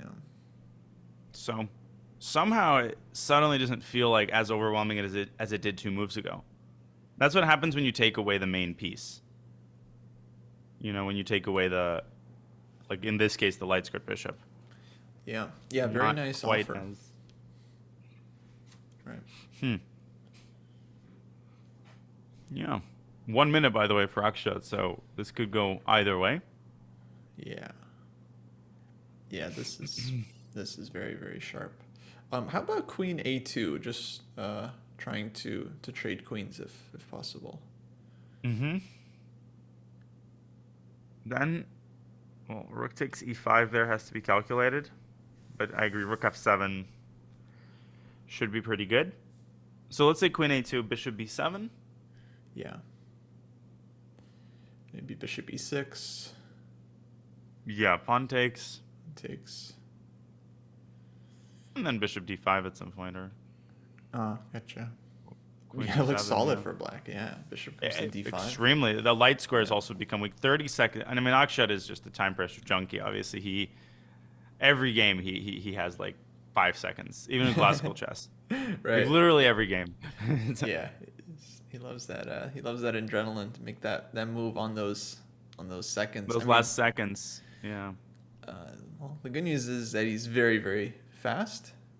But Rook f7 has to be calculated, by the way, and queen f1, queen f5. But anyways. Okay, so he just goes and takes some pawns. okay. Or 1 pawn. Given the time situation, bishop b7, I really don't think black should lose this. Honestly. Yeah. Mm-hmm. How did Oparin do that? Rook e6 is brilliant. I mean, that is just such an instructive move. So few people would play that move. And I don't mean this like in a demeaning way. It's just to highlight like under I think 2300 or 2200. I feel like players struggle. It's just like giving up an exchange like that, but it changes the arc of the game completely. Yeah, it's tough, yeah, to give up material when, especially if you have a safe move available that doesn't give up material, to just give it up purposefully. I think, yeah, that takes a lot of experience. You have to know exactly the right time. But yeah, in general, I think that is something that players should be looking for more in their games, rather than going passive, just seeing if you have a more active option where, because yeah, we can see how difficult this is now for white. You have to deal with this light scored bishop and... Yeah. And even if black takes and just goes bishop d5 and c6, super solid blockade in the center, I find it hard to believe that he's going to lose. And that's actually what a pawn might do. So let's check to see the other positions really quickly. Yeah. In the Shutko game, things continue to look very, very difficult for Sorokin. Ooh. Ugh. That is not a move you play if you're like with it. Yeah, takes. takes. And it's just got to be winning endgame. Rook b6. But Magnus would just win that in his sleep like 15 times over. Yeah. D6 like also seems quite reasonable. Mm-hmm. Then I guess knight e6. Yeah. Black would try. But rook d1. I mean, anything is good here, I think. d6 played. Good call. Okay, so yeah, big chance here for white. White is going straight for the kill here. Yeah. Doesn't even want an endgame. Gotta be careful of b5, b4. Kind of a weird idea. Ooh. Yeah, I was just thinking about moving the rook just to play bishop b2 anyway. And yeah, accidentally. I would have accidentally dealt with that threat. Oh, yeah. but also b5, queen takes c6 and d7. When you got a pass pawn like this, it's like a cheat code. Right. Like you push it and your opponent's position collapses. Yeah, that's nice. Okay. But 90 seconds for white as well. Not over. Definitely not easy here. Let's get this pin. There's also like rook h1, but rook h1, g6, h6. It doesn't end the game. Black always has some move. Might have overestimated his attack here a little bit. Or even more than a little bit. Yeah, with the lower time, somehow DC feels just an easier position to play, but... Much more so, yeah. Okay, fortunately black does not have knight f4 because I feel like a4 could be a surprisingly annoying move. Mm-hmm. That is like a Russian school of chess kind of move, like needle him a little bit. Right. Problem is it allows the tempo for bishop b2. Yeah. Bishop b2 and... Like, what have you achieved? Right. Might have to go back bishop f6 soon for black. Mm-hmm. Okay, b5. Ooh. Queen c6, knight d4. Fork town. Yeah.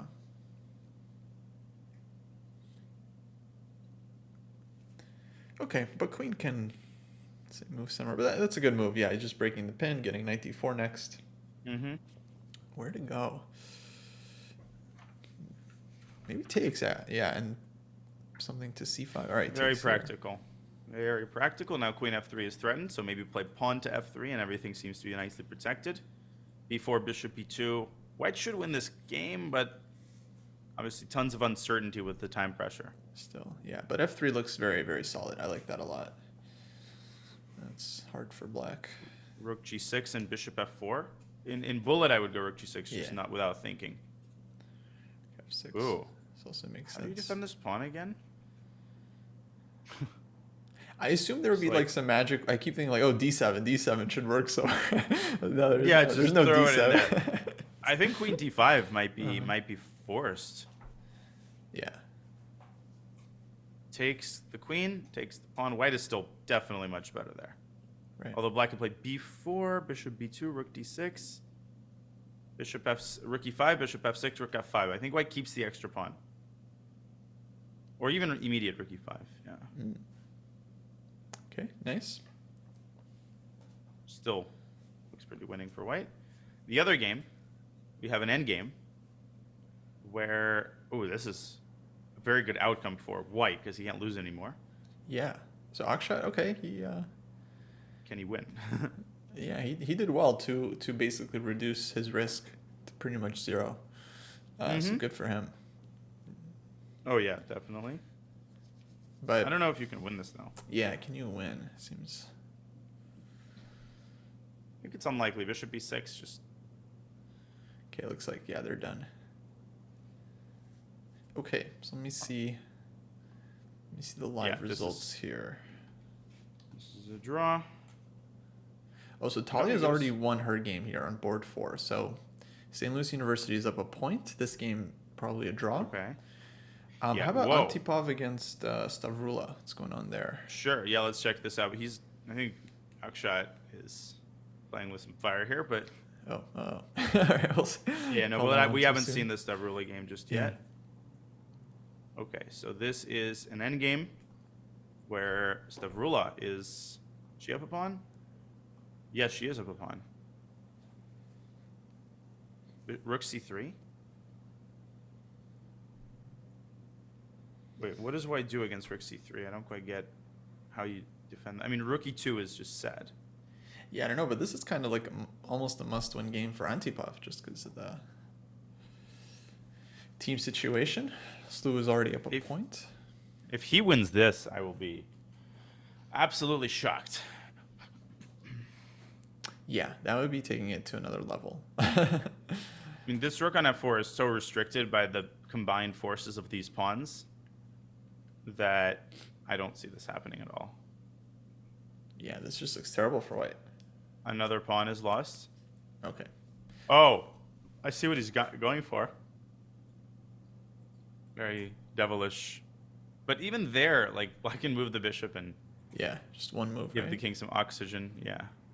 And it takes like 5 moves to set up even one mate thread. Like, wait, rook c3 almost wins on the spot. But white does have the check. And Stavrula down at 18 seconds. Like, literally anything can happen in these situations. Yeah. You're just king h7, just get out of the checks. Okay, Rook e3, d8. force white forward. I mean, rook to e7. I would immediately play rook e7 Right, here. rook e7. Do not allow rook e8, because that is the best way you embark on the long road toward losing this game. Nice job. Yeah. Antipov is going to put king g3, I think.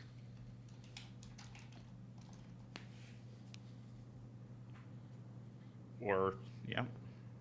c5 instantly. Ooh, c5, c4. Pushing her second and then passer. bishop d3. I think she's got it. It's hard the to see how jaws of black death. messes this up at this point. It's like, Yeah, the jaws of death are closing in on Antipov. Even like if you blunder bishop d3, rook takes d3, takes bishop c2, there is even there c4. It is impossible to blunder, and Stavrula just knows what she's doing here. No, this is white is dead in the water completely. yeah. But he's not going to resign. Like, he will play and play and play. For sure, for sure. Yeah, I mean, now bishop g4, bishop f3. g3? Wait. Oh, no, take. You can't take. If black goes rook c7 here, or here, rook takes d3. All right. I'm gonna breathe this into existence. Okay, she moves her bishop. Good. That makes sense. Okay, swinging the rook around next. Rook h3. Bishop f3. Yep, nice. Still holding on. Still not over. Nope.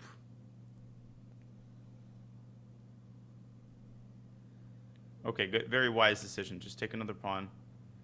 Now maybe go rook h3. Wow, it takes on h5. I love that he doesn't take on e2. I guess there's going to be some pins there as well, but He's mostly playing for a win. He's gonna go h5 and rook g1, g6, and mate. yeah, try to find something. Okay, great move. So, I mean, G6. Stavrula is just making wise decisions in time pressure. Yeah. Yeah, now like bishop d3, c4. Just get the grip. Antipov is just unwilling to. He's doing everything he can to prevent progress. Yeah. Oh, Okay, last charge of the brigades.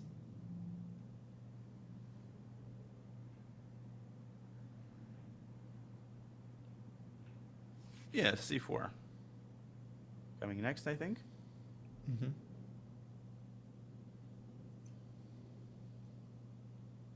Gonna take a while, but black is gonna ground. Ooh, Cyril's just disconnected. Oh no.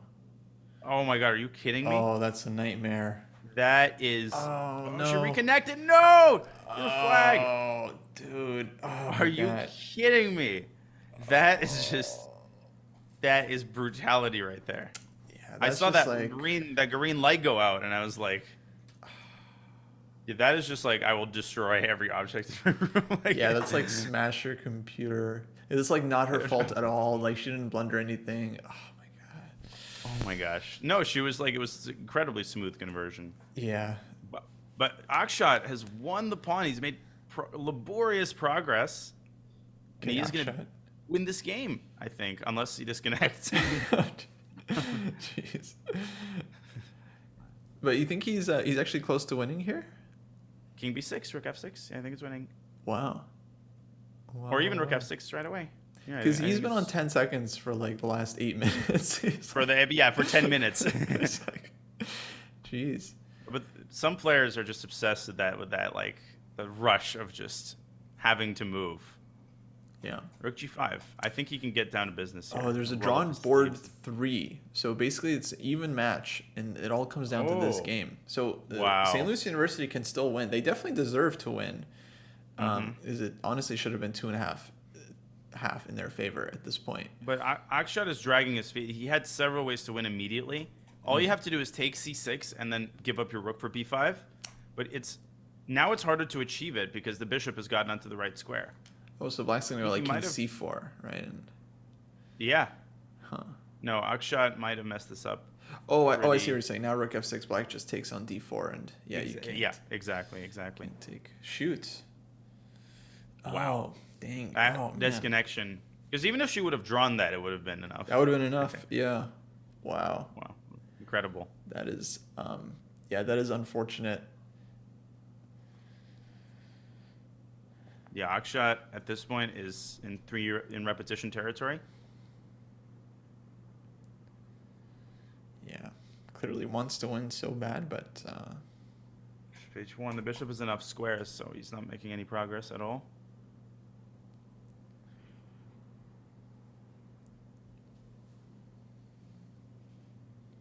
Oh, okay, he's just gonna try to force this game to end. Bishop d5 next. Yeah, and it's basically like an ideal setup for black. 2 seconds. Okay. Yeah, he gives up his pawn. Yeah, I think that was that's a safe choice there. Not to all of a sudden end up 2 pawns down. I mean, now it's impossible to win. Yeah. Now it's not even of no use to play. So which means this match will be drawn 2-2. Our second match is actually already over, and looks like Texas Tech has defeated UT Dallas B team. Yep. Actually, thanks to their 3 draws and a win. Board 4, Francesco winning his board. Yeah, the great thing about team events, anybody can be the hero, including board 4. Yeah. And it's going to be 2-2 in SLU against Mizzou and Stavrula. Hopefully better luck tomorrow. Yeah, UTRGV winning their match 3-1. See if I can update the standings here. Okay, yeah, we've got updated standings. I think pretty much the top matches are all finished. So we've got 4 teams at the top with 4.5 match points. UTRGV, St. Louis University, University of Mizzou, and Texas Tech University as well. And then a bunch of teams on 4 points. Nice. So we're going to get some high-level matches right off the bat tomorrow. Oh, yeah. To look at the games with Gary. Kostya, I don't mean to rush you at all. I kind of have to get going. Oh, yeah. For today. So, but tomorrow I'll be, able to fully recap the end of the tournament, obviously. No worries at all. Yeah, we're... just getting ready to end this stream soon anyway. But yeah, by all means, if you need to go ahead. Well, I'll dash off. This was a lot of fun, everybody, and I will be back tomorrow with Gary. So I'll make sure to have my coffee in hand. But thank you, Kostya, for hosting me. This is fun, and I'll see you tomorrow. Absolutely. Thanks so much. See you All then. right. I will log off and let you finish off the stream. See you tomorrow. Can I stop my screen share? Is that okay? Yeah, that's fine. That's fine. Okay. Got it. All right. Bye. All right, see ya. See you tomorrow, everybody. All right, folks. Just a sec here as I fix up the screen. Thanks again to Danya for joining me. That was a ton of fun. And let me see if I can. Okay, well, actually, that's gonna do it for this stream, folks. Thanks for catching the first day here. So we're gonna have 4 more rounds in tomorrow's action as well. Lots of exciting chess coming up. I'm sure it's going to be very, very competitive in the last 4 rounds. So yeah, thanks to everyone who tuned in. Hopefully you guys tune in tomorrow. We're going to have very, very special guest, the former world champion Garry Kasparov, on with us, hopefully for the morning round, round 6. So definitely don't come late or you might miss it. So that'll be really, really excellent. So yeah. That's going to do it for today. Once again, there's the info command. If you want to see more info about the tournament, check out more games, standings, rosters, and so on, you can catch the link there. But otherwise, folks, I will be seeing you tomorrow at the same time as today. It's going to be starting 10 a.m. Eastern Time, 7 a.m. Pacific. And yeah, should be a great day. Alrighty, folks. Okay, let's find someone to raid here, and that'll be that.